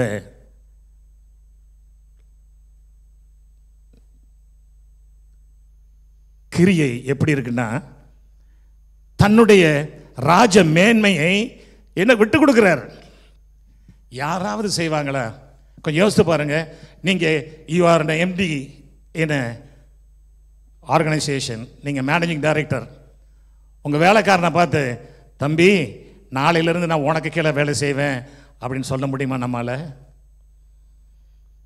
சொல்ல முடியுமா? இதுதாங்க கிறிஸ்துவின் சிந்தை. தன்னைத்தானே தாழ்த்துவது, தன்னைத்தானே, அதாவது தன்னைத்தானே தாழ்த்தி ஒப்பு கொடுப்பது. நம்முடைய மகிமையை துறந்து ஒரு சாதாரண மனிதனாக இந்த பூமியில் அவர் வாழ்ந்தார். சொல்றாரு, நீங்க ராஜாவா இருப்பீங்கப்பா, நான் உமக்கு 2வதாக இருப்பேன், I'll be your lieutenant. எந்த ராஜகுமாரனால சொல்ல முடியும்? நம்மளால சொல்ல முடியுமா? உங்களுடைய அந்தஸ்தை விட்டு ஒருபடி கீழே இறங்குவீங்களா? இறங்கணும். அதுதான் கிறிஸ்துவின் சிந்தை, அதுதான் கிறிஸ்துவின் சிந்தையாக இருக்கிறது, கிறிஸ்துவின் சிந்தையாக இருக்கிறது. இதை நம்ம அப்போஸ்தலனாகிய பர்னபாட்டையும் பார்க்கலாம். அப்போஸ்தலனாகிய பர்னபாவை நீங்கள் பார்த்தீங்கன்னா, அப்போஸ்தலனாகிய பர்னபா அப்போஸ்தலர் 9வது அதிகாரம் 26-27 வசனங்களை நீங்கள் படித்து பார்த்தீங்கன்னா, அங்கே பர்னபா அவரை வெளிப்படுத்துகிறார். சவுல் எருசலேமுக்கு வந்து சீஷருடனே சேர்ந்து கொள்ள பார்த்தான், அவர்கள் அவனை சீஷன் என்று நம்பாமல் எல்லோரும் அவனுக்கு பயந்திருந்தார்கள். அடுத்த வசனம், அப்பொழுது பர்னபா என்பவன் அவனை சேர்த்து கொண்டு அப்போஸ்தலரை அழைத்து கொண்டு போய் வழியிலே அவன் கர்த்தரை கண்ட விதத்தையும் அவர் அவனுடனே பேசினதையும் தமஸ்குவிலே அவன் இயேசுவின் நாமத்தினாலே தைரியமாய் பிரசங்கித்ததையும் அவர்களுக்கு விவரித்து சொன்னான். அதாவது என்ன சொல்ல வர்றேன்னா, சவுலை வந்து சபை ஏற்கவில்லை, சபையை ஏற்கவே இல்லை. காரணம் பயப்படுறாங்க, இவன் பரிசேயன், இவன் இதுவரையும் சபையை துன்பப்படுத்தினவன். ஆனால் இவர் போய் அவரை கூப்பிடுகிறார். அது மட்டுமல்ல, நீங்கள் அப்போஸ்தலர் அப்படி 14வது அதிகாரம் 14வது வசனத்தை பாருங்க, 14 பாருங்க, அதில் தெளிவாக போடப்பட்டிருக்கிறது. எழுதுனது அதை கவனிங்க. அப்போஸ்தலராகிய பர்னபாவும் பவுலும், திருச்சபை பரிசுத்த ஆவியானவர் யாரை முதன்மைப்படுத்துகிறார்? பர்னபாவை தான் அப்போஸ்தலராக முதலில் முதன்மைப்படுத்துகிறார். அதுக்கப்புறம் தான் பவுலை கொண்டு வராது. லிஸ்திராவில் போய் அங்கே பிரசங்கம் பண்ணுறாரு. யாரு? பவுல் பிரசங்கம் பண்ணுறாரு. அந்த 12வது வசனத்தை போடுங்க, 12வது வசனத்தை, அதில் 14வது அதிகாரத்தில் 12 போடுங்க.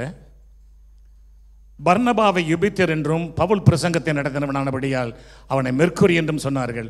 யோசித்து பாருங்க, பவுல் ஒரு புதிய ஊழியக்காரன், ஆனால் பர்னபா ஒரு சீனியர் சர்வெண்ட், அப்போஸ்தலனாக அங்கீகரிக்கப்பட்ட ஒரு சர்வெண்ட். அவர் வந்து யாருக்கு இடம் கொடுக்கிறாரு? பவுலுக்கு இடம் கொடுக்கிறாரு. நீ நடத்துப்பா. முதல் இடத்தை யாரு கொடுக்கிறாப்புல? பர்னபா பவுலுக்கு கொடுக்கிறாரு. இது ஒரு அற்புதமான காரியம். ஊழியத்தில் நாம் இருக்கிறோம், கிறிஸ்தவ சபைகள் இருக்கிறோம், ஆவிக்குரியவர் என்று சொல்லுகிறோம். நமக்கு நாம் நம்முடைய அந்தஸ்தை விட்டு இறங்கி கீழே வர வேண்டும். இதுதான் கிறிஸ்துவின் சிந்தை என்று நான் சொல்ல வருகிறேன். 3வதாக பார்க்க போனால், நேரம் ஓடுகிறது, அதனால் சீக்கிரம் போய்கிட்டு இருக்கிறேன். 3வதாக பார்க்க போனால், அவருடைய தியாக அன்பு, சாக்ரிஃபிஷியல் லவ், தியாக அன்பு. இயேசு கிறிஸ்துவனுடைய தியாக அன்பு. பாவமற்ற இயேசு, பாவத்தை அறியாத இயேசு, தேவகுமாரனாக இருந்த இயேசு அவர் கீழே இறங்கி வருகிறார். எதற்காக வருகிறார்? உங்களுக்காக, எனக்காக, மனுக்குலத்திற்காக தம்மை தாமே ஜீவ பலியாக ஒப்பு கொடுக்க, ஜீவ பலியாக ஒப்பு கொடுக்க. அதனால தான் நிருபத்தில் 1 யோவான் 3:16 அப்போஸ்தலனாகிய யோவான் எழுதுகிறார், அவர் தம்முடைய ஜீவனை நமக்காக கொடுத்ததினாலே அன்பு இன்னதென்று அறிந்திருக்கிறோம். நாமும் சகோதரருக்காக ஜீவனை கொடுக்க கடனாளிகளாயிருக்கிறோம். அவர் தம்முடைய ஜீவனை நமக்காக கொடுத்ததினாலே, இந்த வார்த்தை ரொம்ப முக்கியங்க, நமக்காக கொடுத்ததினாலே. இந்த வார்த்தையை நான் முக்கியப்படுத்தி இன்னும் ஒரு சில வசனங்களை உங்களுக்கு நான் காட்ட விரும்புகிறேன். நமக்காக. இந்த மனசில் இந்த வார்த்தைகள் உங்களுக்கு பதியுதா? எனக்காக சர்வ வல்லமையுள்ள தேவனுடைய குமாரன் தன் ஜீவனையை கொடுத்திருக்கிறார். அதே போல் நானும் என்னுடைய நண்பர்களுக்காக, இந்த மனுக்குலத்திற்காக ஜீவனை கொடுக்கணும். இதுதாங்க கிறிஸ்துவின் சிந்தை. இது வருதா? இயேசு கிறிஸ்து பலியாகி நமக்கு ஒரு மாதிரியை காட்டிட்டு போனார், ஒரு மாதிரியை நமக்கு வைத்துட்டு போனார். இதை நாமும் பிறருக்காக நம்மையே தியாகம் பண்ண வேண்டும் என்று. ஆனால் இன்னைக்கு நம்ம என்ன பண்ணிக்கிட்டு இருக்கிறோம்? நம்முடைய வசதிக்காக, நம்முடைய ஆதாயத்திற்காக பிறரை சாக்ரிஃபைஸ் பண்ணிக்கிட்டு இருக்கிறோம். யோவான் 10வது அதிகாரம் 11வது வசனம் இவ்வாறாக சொல்லுகிறது. இயேசு சொல்றார், அவருடைய ஸ்டேட்மெண்ட்டை பாருங்க. நானே நல்ல மேய்ப்பன், 10:11, நானே நல்ல மேய்ப்பன், நல்ல மேய்ப்பன் ஆடுகளுக்காக தன் ஜீவனை கொடுக்கிறான். நல்ல மேய்ப்பன் ஆடுகளுக்காக தன் ஜீவனை கொடுக்கிறான். அவருடைய சிந்தையை வெளிப்படுத்துறார் பாருங்க. நானே நல்ல மேய்ப்பன், I am a good shepherd and I lay down my life for the sheep. அவரை அவர் வெளிப்படுத்துகிறார். அது மட்டுமல்ல, 15வது அதிகாரம் இதே யோவான் 15:13 சொல்றாரு, ஒருவன் தன் சிநேகிதருக்காக தன் ஜீவனை கொடுக்கிற அன்பிலும் அதிகமான அன்பு ஒருவரிடத்திலும் இல்லை. இதாங்க கிறிஸ்துவின் சிந்தை. இதுதான் கிறிஸ்துவின் சிந்தை. ஒருவன் தன் சிநேகிதருக்காக தன் ஜீவனை கொடுக்கிறதிலும், கொடுக்கிற அன்பிலும் அதிகமான அன்பு ஒருவரிடத்திலும் இல்லை. ஆகவே தான் சொன்னேன், இது தியாக அன்பு, தியாக அன்பு என்று சொன்னேன், தியாக அன்பு என்று சொன்னேன். இதை அப்போஸ்தலனாகிய பவுல் எவ்வாறாக வெளிப்படுத்துகிறார் என்றால், எபேசியருக்கு எழுதின நிருபத்தில் 5வது அதிகாரம் 2வது வசனத்தில் அவர் எப்படி எழுதியிருக்கிறார் என்றால், கிறிஸ்து நமக்காக தம்மை தேவனுக்கு சுகந்த வாசனையான காணிக்கையாகவும் பலியாகவும் ஒப்பு கொடுத்து நம்மில் அன்பு கூர்ந்தது போல. இந்த வார்த்தையை படிக்கும் பொழுது அது நம்மோடு கூட இடைப்படணுங்க. நமக்காக தம்மை தேவனுக்கு சுகந்த வாசனையான காணிக்கையாக பலியாகவும் ஒப்பு கொடுத்து நம்மில் அன்பு கூர்ந்தது போல நீங்களும் அன்பிலே நடந்து கொள்ளுங்கள். It's a clear statement. அவர் எப்படி தன்னைத்தானே ஒப்பு கொடுத்து நம்மில் அன்பு கூர்ந்தாரோ, நம்மில் அன்பு கூர்ந்தாருங்க, என்னில் அன்பு கூர்ந்தார். அந்த வார்த்தை திருப்பி வருவோம். அந்த வார்த்தைக்கு நம்மில் அன்பு கூர்ந்தது போல நீங்களும் அன்பிலே நடந்து கொள்ளுங்கள். அவர் இன்னும் கொஞ்சம் டீப்பா போறாரு. அவருடைய வார்த்தைகள் ரொம்ப ஆச்சரியமா இருக்கும். நீங்க கலாத்தியர்கள் நிருபம் 2வது அதிகாரம் 20வது வசனத்தை படிச்சு பார்த்தீங்கன்னா, கலாத்தியர்கள் எழுதின நிருபம் 2:20, கிறிஸ்துவுடனே கூட சிலுவையில் அறையப்பட்டேன், ஆயினும் பிழைத்திருக்கிறேன். இனி நான் அல்ல, கிறிஸ்துவே எனக்குள் பிழைத்திருக்கிறார். நான் இப்பொழுது மாமிசத்தில் பிழைத்திருக்கிறதோ என்னில் அன்பு கூர்ந்து, இந்த வார்த்தையை கவனிக்கணும், என்னில் அன்பு கூர்ந்து எனக்காக தம்மை தாமே கொடுத்த, ஒப்பு கொடுத்த தேவனுடைய குமாரனை பற்றும் விசுவாசத்தினாலே பிழைத்திருக்கிறேன். என்னில் அன்பு கூர்ந்து தன்னைத்தானே பலியாக ஒப்பு கொடுத்த, இதாங்க கிறிஸ்துவின் சிந்தை. This is the mind of Christ. இந்த சிந்தை நமக்குள்ள இருக்குதாங்க? நமக்கு இந்த சிந்தை உண்டாயிருக்கிறதா? என்ன அழகா பவுல் சொல்ற பாருங்க, என்னில் அன்பு கூர்ந்து, பர்சனலைஸ் பண்றாரு அந்த வார்த்தையை. என்னில் அன்பு கூர்ந்து எனக்காக தம்மை தாமே பலியாக ஒப்பு கொடுத்தார். இந்த சிந்தை நமக்குள் வந்தா நாம் அநேகருக்காக நம்மை நாமே பலியாக்க முடியும். அதனால தான் நாம் பார்க்கலாம், இந்தியாவுக்கு வந்த முதல்ல வந்த அநேக மிஷினரிகள், தோமா முதல் அநேக மிஷினரிகள் இரத்த சாட்சியாக இந்தியாவில் மரித்திருக்கிறாங்க. எதுக்காக? அவர்களுடைய சிந்தை, கிறிஸ்துவின் சிந்தை அவர்களுக்குள் இருந்தது. கிறிஸ்துவின் சிந்தை அவர்களுக்கு இருந்தபடியினால் அவர்கள் தங்களையே பலியாக ஒப்பு கொடுத்தாங்க. எப்படியாகிலும் சிலர் ரட்சிக்கப்பட வேண்டும், எப்படியாகிலும் சிலர் ரட்சிக்கப்பட வேண்டும் என்ற அந்த நோக்கத்தோடுங்க அவர்கள் தங்களை தாங்களே ஒப்பு கொடுத்தார்கள், ஒப்பு கொடுக்குறாங்க. நம்ம போய் சுவிசேஷம் கூட சொல்றது இல்லை. நம்ம சுவிசேஷம் சொல்றோமா? எத்தனை பேருக்கு இயேசுவை குறித்து சொல்லியிருப்பீங்க? நீங்களே உங்க மனசுல கொஞ்சம் கணக்கு போட்டு பார்த்துக்கிறங்க. மாதத்தில் ஒருத்தருக்காக சொல்றோமா? வாரத்தை விடுங்க, ஒவ்வொரு நாளை விடுங்க, மாதத்தில் ஒருத்தருக்கு சொல்றோமா? யாரையாவது சந்திக்கிறோமா? கிறிஸ்துவின் சிந்தை உங்களுக்கு இருந்தால், காரணம் ஆத்மா வெளியேற பெற்றது, ஆத்மா வெளியேற பெற்றது. ஆகவே சுவிசேஷம் அறிவிப்பது நம்மேல் விழுந்த கடமை. நாம் ஒவ்வொருவரும் யோசிக்காதீங்க, மிஷினரி தான் சுவிசேஷம் சொல்லணும், சுவிசேஷர்கள் தான் சொல்லணும், போதகர்கள் தான் சொல்லணுங்கிறது இல்லை. ஒவ்வொருவரும் இயேசு கிறிஸ்துவை சொந்த இரட்சகராக ஏற்றுக்கொண்ட ஒவ்வொருவரும் சுவிசேஷ சொல்ல கடமைப்பட்டிருக்கிறோம். இல்லைன்னா நம்மள்ட்ட கிறிஸ்துவின் சிந்தை இல்லை, கிறிஸ்துவின் சிந்தை இல்லை, கிறிஸ்துவின் சிந்தை இல்லை. அநேக மிஷினரிகள் தங்களை தாங்களே பலியாக ஒப்பு கொடுத்தார்கள். They became martyrs for the sake of gospel. எப்படியாகிலும் ரட்சிக்கப்படணும், எப்படியாகிலும் ரட்சிக்கப்படணும் அப்படின்னு அவங்கெல்லாம் ரொம்ப தாகத்தோட தங்களுடைய ஊழியத்தை செய்தாருங்க. ஆனால் இன்னைக்கு நாளுக்கு நாள் நாம் எப்படி வளர்ந்து கொண்டிருக்கிறோம், விசுவாசிகள் எப்படி வளர்ந்து கொண்டிருக்கிறோம்னா, நமக்கு என்ன கிடைக்கும்? What we receive from Christianity, what we receive from Christ. கிறிஸ்துவிடமிருந்து நான் என்ன பெற்றுக்கொள்ள முடியும்? இதுதான் நமது சிந்தையாக இருக்கிறது. நமது சிந்தையை கொஞ்சம் அகற்றி போட்டு, ஆண்டவரே கிறிஸ்துவின் சிந்தை எனக்குள் வரட்டும் என்று கேட்போமா? வரட்டும் என்று கேட்போம். அதே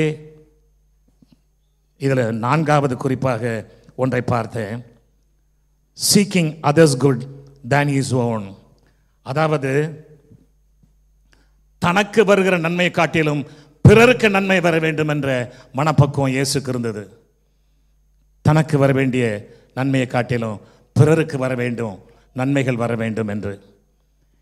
இதை எங்கே பார்க்குறோன்னா, பழைய ஏற்பாட்டில் எனக்கு ரொம்ப பிடிச்ச ஒரு பகுதி, வேதத்தில் படிக்கிற பகுதி இந்த பகுதி தான். 2 ராஜாக்கள்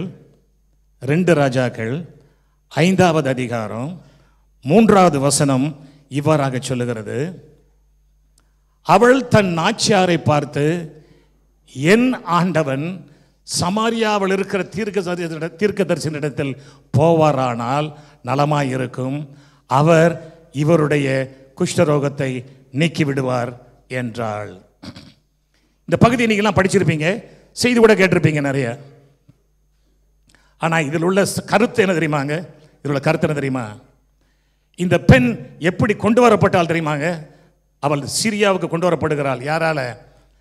சிரியனுடைய ஆர்மி தண்டு போகுது. அந்த காலத்தில் இது பழக்கமாக இருந்தது. ஈவன் தாவீதுக்கு இது பழக்கமாக இருந்தது. நீங்கள் தாவீதை குறித்து படித்து பார்க்கணுன்னா 1 சாமுவேல் 30 அதிகாரத்தில் படித்து பார்க்கலாம். அவர் சிக்லாக்கில் கிட்டத்தட்ட 1 வருஷம் 4 மாதம் இருக்கும் பொழுது சுற்றி உள்ள ஊர்களுக்கு போய் கொள்ளை அடித்து தான் சாப்பிட்டார், ஆளுகளை கொண்டு சாப்பிட்டார். இப்படி தான் நடந்தது. அதனால தான் இன்னும் டெசர்ட் பைரட்ஸ் இருக்கிறாங்க, கொள்ளைக்காரர்கள் இருக்கிறாங்க, கடல் கொள்ளைக்காரன் இருக்கிறாங்க. இதுதான் பிழைப்பாக இருந்தது. அதே போல் இந்த சீரியர்களும் ஒரு தண்டு போய், அதாவது ஒரு குரூப் ஆஃப் சோல்ஜர்ஸ் போய் ஒரு பெரிய பணக்காரன் வீட்டை கொள்ளையடிச்சிட்டு அங்கே கொண்டுட்டு அந்த பெண்ணை கூட்டிகிட்டு வந்துடுறாங்க. அப்படி வந்த பெண் தான் இது. நீங்கள் 1வது வசனத்தை படித்து பார்த்தா தெரியும்.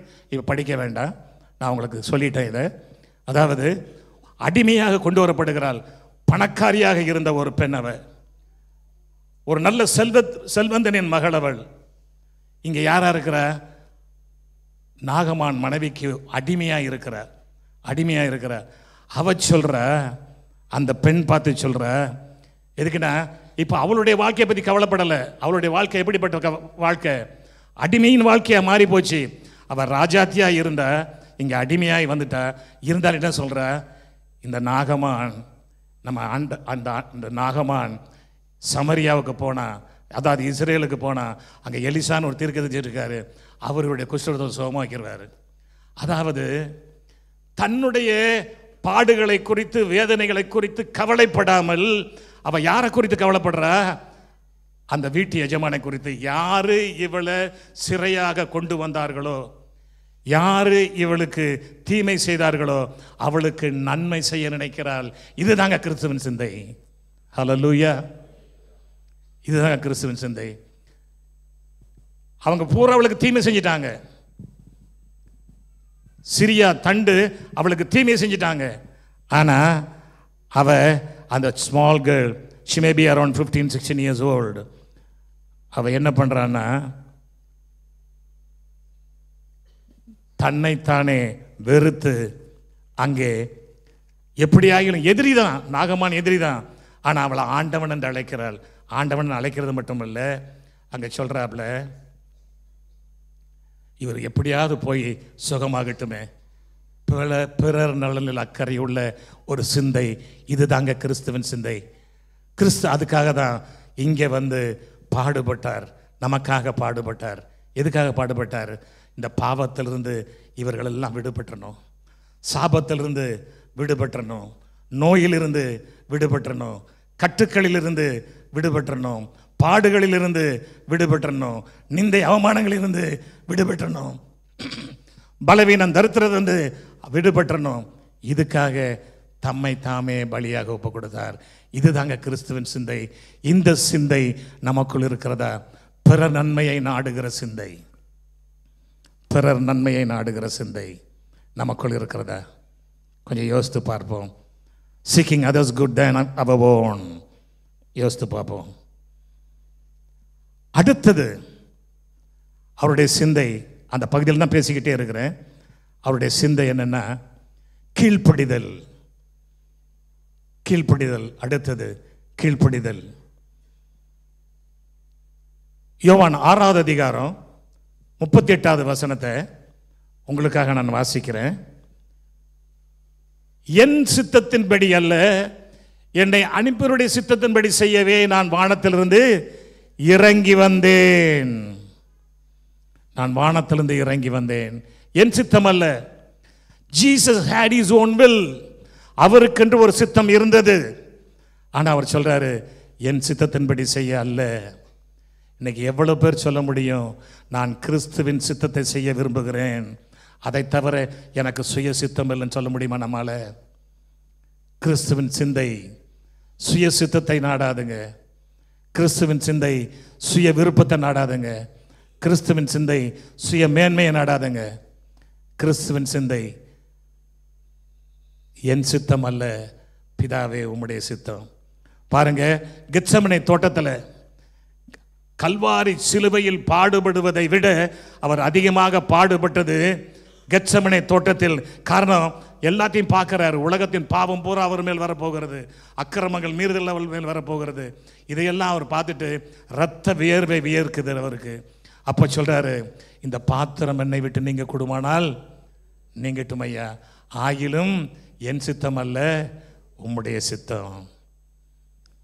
நம்ம ஒப்பு கொடுப்போமா? தேவனுடைய சித்தத்துக்கு ஒப்பு கொடுப்போமா, அல்லது சுய சித்தத்தை செய்து கொண்டிருக்கிறோமா? நம்ம இப்ப என்ன பண்றோம்? என் விருப்பத்தை நிறைவேற்ற ஆண்டவரை நம்ம கம்பல் பண்ணிக்கிட்டு இருக்கிறோம். I want to do my will and I pressurize God to do my will. நான் என் விருப்பத்தை நிறைவேற்ற, என் விருப்பத்தை நிறைவேற்ற.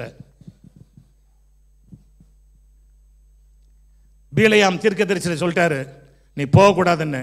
அவருக்கு ஒரு ஆசை, எப்படியாவது போனால் பணம் கிடைக்குமே, ஐயா நான் போகலாமா, நான் போகலாமா? அதாவது perfect will is he should not go, but the permissive will இன்னைக்கு நிறைய பேர் பாடுபடுறது தான். திருமணங்களில் நிறைய இளம் வாலிபர்கள் பாடுபடுறது தான்.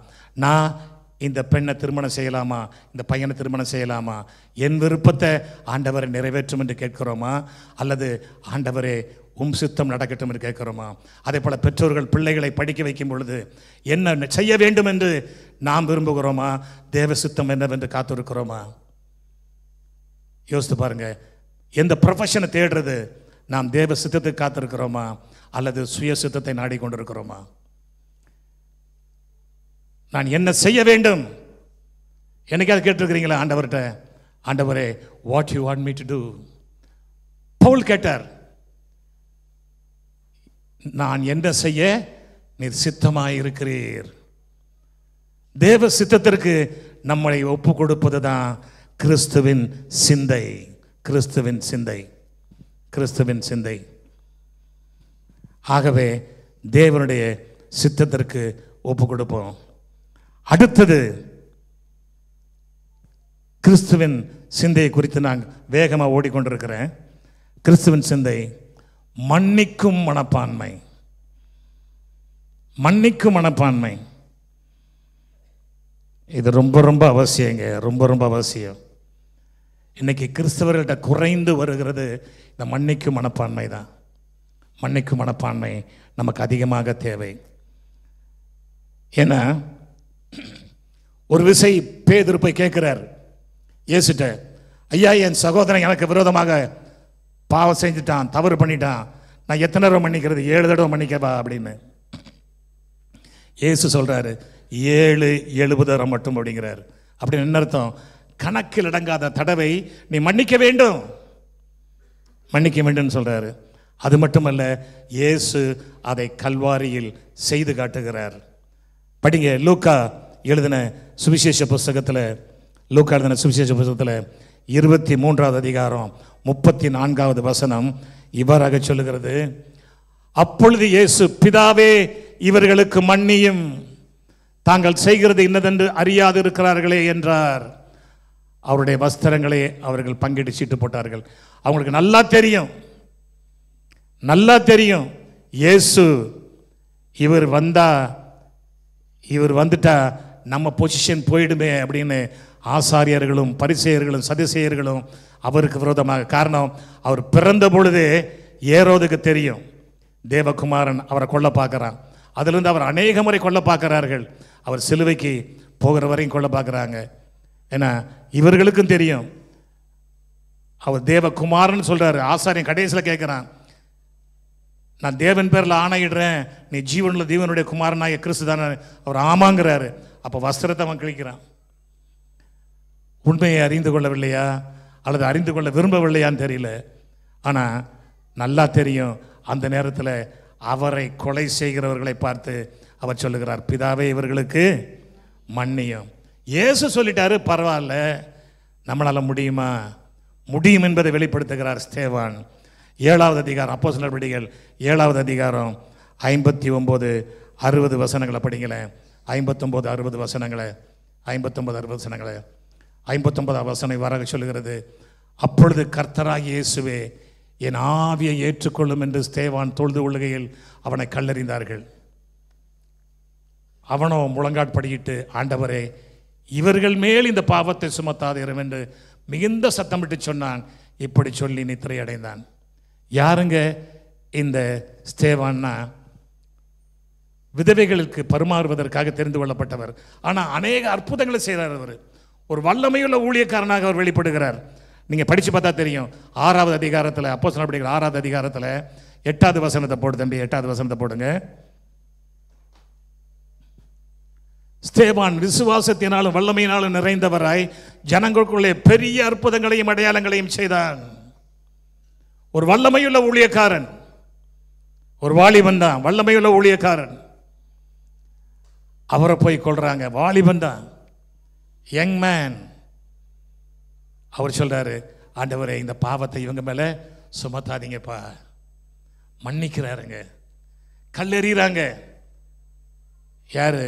அதே ஆசாரிய கூட்டம், அதே பரிசேயர் கூட்டம், அதே சதுசேயர் கூட்டம், அதே மூப்பொருள் கூட்டம் அவர் மேலே கல்லை எறிகிறாங்க. அந்த நேரத்தில் அவர் சொல்றாரு, ஆண்டவரை இவர்களுக்கு மன்னியும், இந்த பாவத்தை இவர்கள் மேல் சுமத்தாதிரும். இதுதாங்க கிறிஸ்துவின் சிந்தை. இது நமக்குள் வருமா? வருமா? வரணும், வரணும். அடுத்தாப்புல இந்த மன்னிக்கிற மனப்பான்மை எப்போ வரும் தெரியுமா? மன்னிக்கிற மனப்பான்மை எப்போ வரும்னா, நமக்குள் தேவ அன்பு இருக்கும் பொழுது தான் வரும். தேவ அன்பு இருந்தால் தான் வரும். நம்ம மனுஷிக அன்பில் யாரையுமே மன்னிக்க முடியாதுங்க. With your human love you cannot forgive anybody. தேவ அன்பு. காரணம், பரிசுத்த ஆவியினாலே தேவ அன்பு உங்கள் இருதயங்களில் ஊற்றப்பட்டிருக்கிறதே என்று வேதம் சொல்லுகிறது. அப்படி ஊற்றப்பட்டிருந்தா அது உண்மை என்றால் உங்களிடமிருந்து இந்த சிந்தை வெளிப்படணும். சத்துருக்களை மன்னிக்கிற, நம்மை வேதனைப்படுத்துகிற, நம்மை கொலை செய்கிறவர்களை, நம்மை துன்பப்படுத்துகிறவர்களை மன்னிக்கிற சுவாபம் நமக்கு வேணும். இதுதான் கிறிஸ்துவின் சிந்தை. இந்த சிந்தை நமக்குள் அதிகமாக தேவைப்படுகிறது. கொஞ்சம் யோசித்து பார்ப்போம், நம்மளால் முடியுமான்னு. பழைய ஏற்பாட்டில் நமக்கு நல்லா தெரியும். பழைய ஏற்பாட்டில் யோசேப்பை குழியில் போட்டுடுறாங்க. குழியில் போட்டுட்டு வித்துடுறாங்க. வித்துட்டு அவர் அடிமையாக போகிறாரு. அடிமையாக போனால் எங்கே? போத்திபார் வீட்டில் அடிமையாக இருக்கிறாரு. அங்கேயும் அவர் மேலே போய் சாட்சி சொல்லி அவரை ஜெயிலில் போட்டுடுறாங்க. அங்கேருந்து பார்வோன் காலத்தில் உயர்த்தப்பட்டதுக்கப்புறம் அவர் என்ன சொல்கிறாரு? நீங்களோ தீமை செய்ய நினைத்தீர்கள், ஆனால் உங்களை போஷிக்கும்படி தேவன் என்னை முன்னாக அனுப்பினார். அதுதான் சொல்கிறாரு. நீங்கள் 50வது அதிகாரம் ஆதியாகமம் 50:19 படித்து பாருங்கள். 19 ஆதியாகமம் 50வது அதிகாரம். யோசேப்பு அவர்களை நோக்கி, தன்னுடைய சகோதரர்களை நோக்கி, குடும்பத்தை நோக்கி சொல்கிறாப்புல, பயப்படாதீர்கள், நான் தேவனா. அடுத்த வசனம், நீங்கள் எனக்கு தீமை செய்ய நினைத்தீர்கள், தேவனோ இப்பொழுது நடந்து வருகிறபடியே வெகு ஜனங்களை உயிரோடு காக்கும்படி அதை நன்மையாக முடிய பண்ணினார். அடுத்த வசனம், ஆதலால் பயப்படாதிருங்கள், நான் உங்களையும் உங்கள் குழந்தைகளையும் பராமரிப்பேன் என்று அவர்களுக்கு ஆறுதல் சொல்லி அவர்களுடைய பட்சமாய் பேசினான். அவரை வெறுத்தவங்க இப்போ யாரு?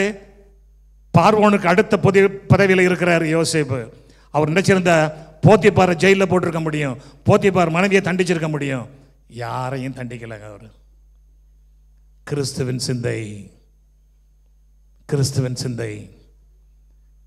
சிந்தை உங்களிலும் இருக்க கடவது என்று அவர் சொல்லுகிறார். ஆகவே கொஞ்சம் யோசித்து பார்ப்போம், நமக்குள்ள அந்த கிறிஸ்துவின் சிந்தை இருக்குதா? அடுத்த காரியம், கிறிஸ்துவின் சிந்தையில் அடுத்த காரியம் மனதுருக்கம். இயேசு மனதுருக்கம் நிறைந்தவராக இருந்தார்.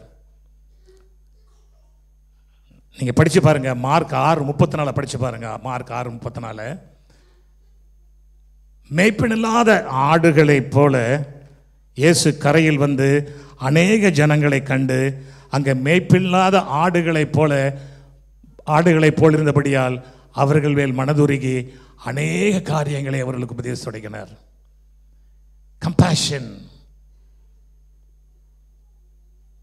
கம்பேஷன் இது அதிகமாக தேவைங்க. மார்க் 8வது அதிகாரம் 1 நான் படிக்கிறேன். 1 8வது அதிகாரம். அந்த நாட்களில் திரளான ஜனங்கள் கூடி வந்திருக்கையில் அவர்கள் சாப்பிடுவதற்கு ஒன்றுமில்லாத போது இயேசு தம்முடைய சீஷரை அழைத்து, ஜனங்களுக்காக பரிதபிக்கிறேன், இவர்கள் இப்பொழுது என்னிடத்தில் தங்கியிருந்து 3 நாளாய் சாப்பிட ஒன்றுமில்லாது இருக்கிறார்கள். அடுத்த வசனம், இவர்களில் சிறு தூரத்திலிருந்து வந்தவர்களானபடியால் நான் இவர்களை பட்டினியாய் வீட்டிற்கு அனுப்பிவிட்டால் வழியில் சோர்ந்து போவார்களே என்றார். அவர் ஆவிக்குரிய ஆன்மீகமான உணவை கொடுத்தது மட்டுமல்ல, சரீர பிரகாரமாகவும் அவர் அவர்களை போஷிக்கிறார், மக்களை போஷிக்கிறார். மேய்ப்பினில்லாத ஆடுகளைப் போல. இதே வசனம் போட வேண்டாம், மத்தேயு 9:36 எழுதப்பட்டிருக்கிறது. காரணம் அவருக்குள் இருந்தது தெரியுமா? மத்தேயு மத்தேயு 9:36. மத்தேயு அது வேண்டாம் இப்பொழுது. மத்தேயு 11:28 போடுங்க. இருக்கட்டும். மத்தேயு 11:28 போடுங்க. 11:28.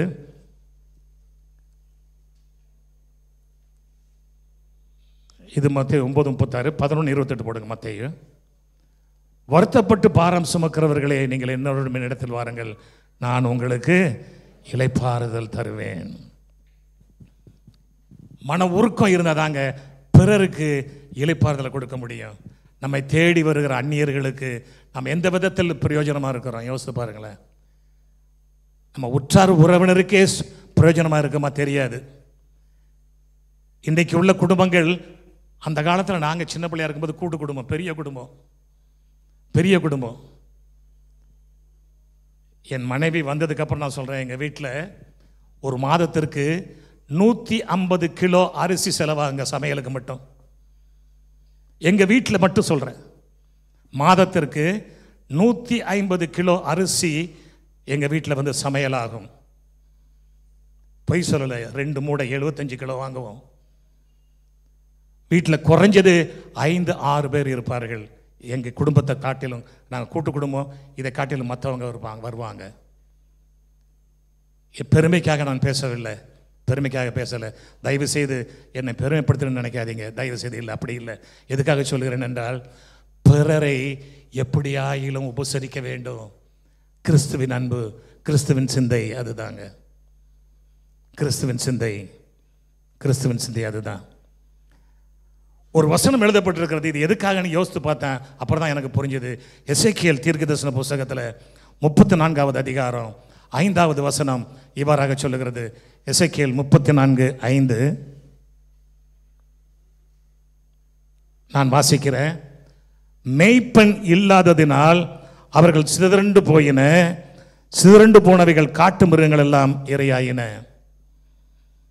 எசேக்கியேல் 34:5 நான் படிக்கிறேன். மேய்ப்பன் இல்லாததினால் அவைகள் சிதறண்டு போனவைகள் காட்டு மிருகங்களுக்கெல்லாம் இரையாயின. இன்னைக்கு இந்தியாவில் நடக்கிறது இதுதான். இன்னைக்கு சுவிசேஷம் அறிவிக்கப்படாததினால் சிதறடிக்கப்பட்டு கொண்டிருக்கிறார்கள், காட்டு மிருகங்களுக்கு இரையாகி கொண்டிருக்கிறார்கள். இது யாருடைய தவறு? நம்முடைய தவறு. உங்களுக்கு தெரியுமா, 1970 வரைக்கும் லெபனான் கிறிஸ்தவ நாடு இருந்தது. அங்கு சுவிசேஷம் அறிவிக்கப்படாதால் அது முஸ்லீம் நாடாக மாறிச்சு. துருக்கி கிறிஸ்தவ நாடாக இருந்ததுங்க. ஏன்னா ரோமுக்கு அடுத்த தலைநகரம் இஸ்தான்புல். 300களில் AD 330 வந்து பார்த்தீங்கன்னா துருக்கி கிறிஸ்தவ நாடு. அங்கே இருக்கிற பெரிய ஆலயம், கிறிஸ்தவ ஆலயம் இன்னைக்கு வந்து மாஸ்காக இருக்குது. காரணம் தெரியுமா? சுவிசேஷம் அறிவிக்காததுனால. இன்னைக்கு சொல்லிக்கிட்டு இருக்கிறாங்க, இன்னைக்கு கிறிஸ்தவர்கள் இந்தியாவில் பெருகிட்டு இருக்கிறாங்கன்னு. இல்லவே இல்லைங்க. இந்தியாவுடைய ஜனத்தொகை கணக்கெடுப்பின்படி, அக்கார்டிங் டு த சென்சஸ், 2.3% தான் கிறிஸ்தவர்கள். இதில் யாரெல்லாம் இருக்கிறாங்கன்னா, கத்தோலிக்கர்கள், ஜெகவா விட்னஸ், மர்மோன், எல்லாருமே கிறிஸ்தவர்கள் தான் இவங்கெல்லாம். இந்த 2011 சென்சஸில் சொல்கிறேன். இன்றைக்கு இந்த 2.3 அப்படின்னா வந்து கிட்டத்தட்ட 2,80,00,000 மக்கள் தான் அன்றைய கிறிஸ்தவர்கள் நம்முடைய இந்தியாவில் 2011. இன்னைக்கு சொல்லுவோமாக்கு ஒரு 10 கோடி இருப்போம் அப்படின்னு. மிச்சம் 130 கோடி எங்கெங்க போச்சு? ஏன்? காரணம், நாம் இந்த ஆடுகளை பார்த்து கவலைப்படுறதே இல்லை. தயவு செய்து சுவிசேஷத்தை அறிவிப்போம். இதுக்காக தான் சுவிசேஷத்தை அறிவிக்க வேண்டும். மேய்ப்பனில்லாத ஆடுகள் போல பார்த்து அவர் மனதொரு காரணம், சுவிசேஷம் சொல்லப்படாதனால உடனே போதிக்கிறார் இயேசு. இன்னைக்கு இந்தியாவில் தேவை நம்முடைய வார்த்தைகள் கடந்து செல்ல வேண்டுங்க. ஆனால் நம்மெல்லாம் மௌனமாக இருக்கிறோம். இந்த மௌனம் களையப்பட வேண்டும். யாரை பார்க்குறீங்களோ பேசுங்களேன், யாரை பார்க்குறீங்களோ பேசுங்க. தயவு செய்து நாம் கிறிஸ்துவின் சிந்தையை வெளிப்படுத்துவோம். அடுத்தது, நான் நம்பர் போட்டு சொல்லலை, இப்போ சொல்கிறேன். எட்டாவதாக நான் சொல்லுகிறேன். எட்டாவதாக the mind of servitude, அதாவது சேவை செய்யும் மனப்பான்மை. சேவை செய்யும் மனப்பான்மை இன்னைக்கு கிறிஸ்துவ உலகத்துக்கு அதிகமாக தேவைப்படுவது இந்த மனப்பான்மை, இந்த சிந்தை. the mind of servitude, சேவை செய்யும் மனப்பான்மை. சேவை செய்யும் மனப்பான்மை. மார்க் 10:45 சொல்லுகிறது, அப்படியே மனுஷகுமாரனும் ஊழியம் கொள்ளும்படி வராமல் ஊழியம் செய்யவும் அநேகரை மீட்கும் பொருளாக தம்முடைய ஜீவனை கொடுக்கவும் வந்தார் என்றார். இயேசு கிறிஸ்து அவரை குறித்து பேசுகிறார் அங்க. அது மட்டுமல்ல, அவர் மத்தேயு 26 மத்தேயு 20வது அதிகாரத்தில் 26 28 வசனம் பண்ணி படிச்சு பார்த்தீங்கன்னா, உங்களுக்குள்ளே அப்படி இருக்கலாகாது. உங்களில் எவனாகிலும் பெரியவனாக இருக்க விரும்பினால் அவன் உங்களுக்கு பணிவிடைக்காரனாக இருக்க கடவன். பணிவிடைக்காரனாக இருக்க கடவன். உங்களில் எவனாகிலும் தன்னை முதன்மையானவனாக இருக்க விரும்பினால் அவன் உங்களுக்கு ஊழியக்காரனாக இருக்க கடவன். அப்படியே மனுஷகுமாரனும் ஊழியம் கொள்ளும்படி வராமல் ஊழியம் செய்யவும் அநேகரை மீட்கும் பொருளாக தம்முடைய ஜீவனை கொடுக்கவும் வந்தார் என்றார். லூக்கா 22:27 இப்படி சொல்லி முடிக்கிறார், பந்தி இருக்கிறவனோ பணிவிடை செய்கிறவனோ எவன் பெரியவன்? பந்தி இருக்கிறவன் அல்லவா? அப்படி இருந்தும் நான் உங்கள் நடுவிலே பணிவிடைக்காரனை போல இருக்கிறேன். கிறிஸ்துவின் சிந்தை. Is lord and master.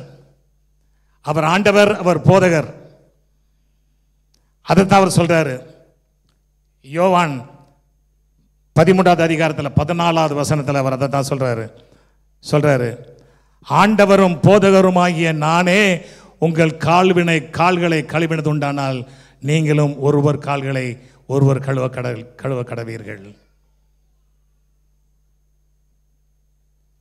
Serving attitude, சர்விட்யூட் நம்ம எத்தனை பேருக்கு உண்டு? இது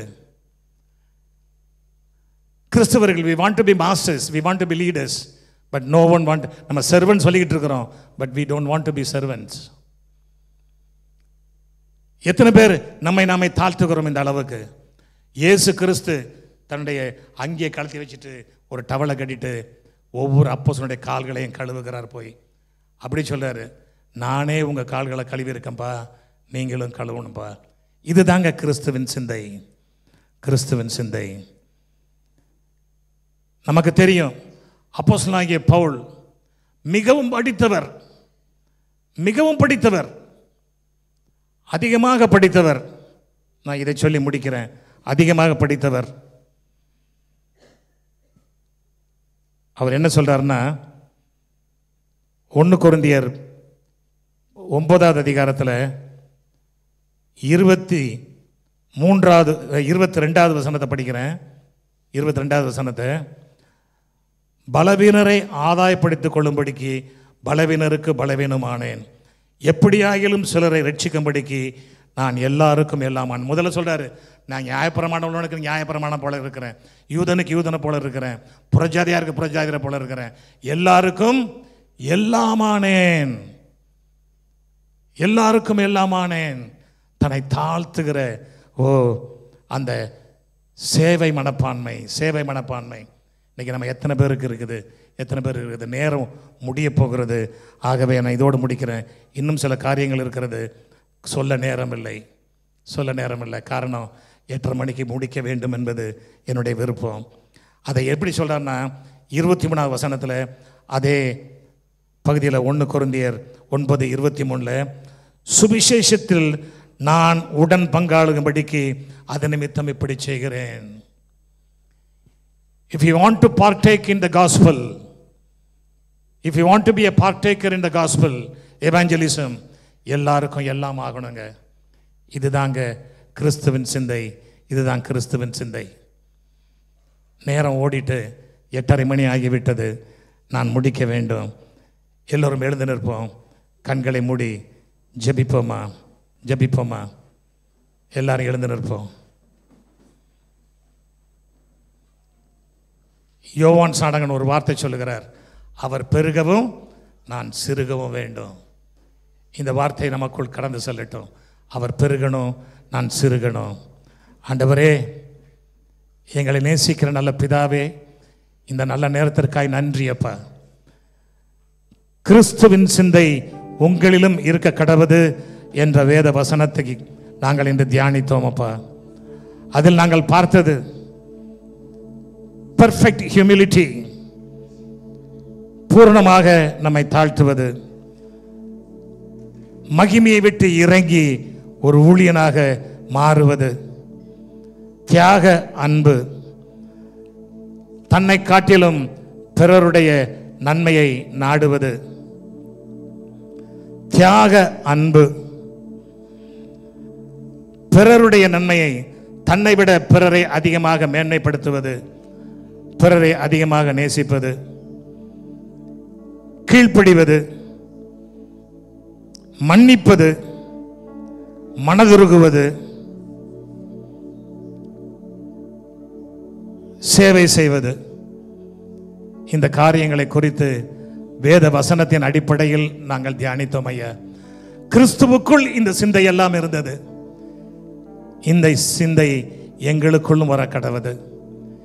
இந்த சிந்தையில் பலப்பட எங்களுக்கு நீர் கிருபை பாராட்டுவீராக. ஆம் தகப்பனே, இந்த சிந்தை எனக்கு வேண்டும் என்று சொல்லுகிறவர்கள் உங்க கரங்களை உயர்த்துங்களேன். உங்க கரங்களை உயர்த்துங்க. உங்களுக்கு ஜெபிக்க விரும்புகிறேன். இந்த சிந்தை எனக்கும் வேண்டும். எனக்குள் இந்த சிந்தை வளரணும். நானும் இயேசுவுக்காக ஊழியம் செய்யணும். இயேசுவை போல் நான் மாறணும்னு ஆசைப்படுறோம். இயேசுவை போல் நான் மாறணும்னா இயேசுவை போல எனக்கு சிந்தை வேண்டுமே. தகப்பனே, இந்த சிந்தை எங்களுக்குள்ளும் வருவதாக உம்முடைய கிருபையின் கரத்தில் தாழ்த்தி ஒப்பு கொடுக்கிறோம். எங்களை நாங்கள் வெறுமையாக்கி நாங்கள் சிறுகவும் நீர் பெருகவும் எங்களுக்குள் வேண்டுமப்பா. நீர் அப்படியே செய்ய போவதற்காய் நன்றி. இயேசு கிறிஸ்துவின் நாமத்தில் ஜெபிக்கிறோம் எங்கள் பிதாவே, ஆமென். எல்லாரும் சேர்ந்து சொல்லுவோமா? என் ஆத்துமாவே கர்த்தரை ஸ்தோத்திரி, என் முழு உள்ளமே அவருடைய பரிசுத்த நாமத்தை ஸ்தோத்திரி.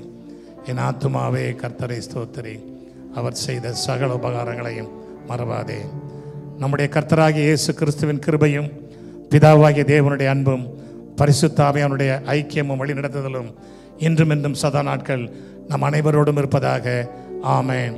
சீயோன் ஏஜி திருச்சபையின் ஆராதனை நேரங்கள்: முதல் ஆராதனை ஞாயிறு காலை 6:30 மணிக்கு, இரண்டாவது ஆராதனை ஞாயிறு காலை 9 மணிக்கு, மூன்றாம் ஆராதனை மற்றும் வாலிபருக்கான ஆராதனை காலை 11:15 மணிக்கு, மாலை ஆராதனை 6:30 மணிக்கும், சிறுவர் ஆராதனை ஞாயிறு காலை 7:30 மணிக்கும் மற்றும் 10:30 மணிக்கும் நடைபெறுகிறது.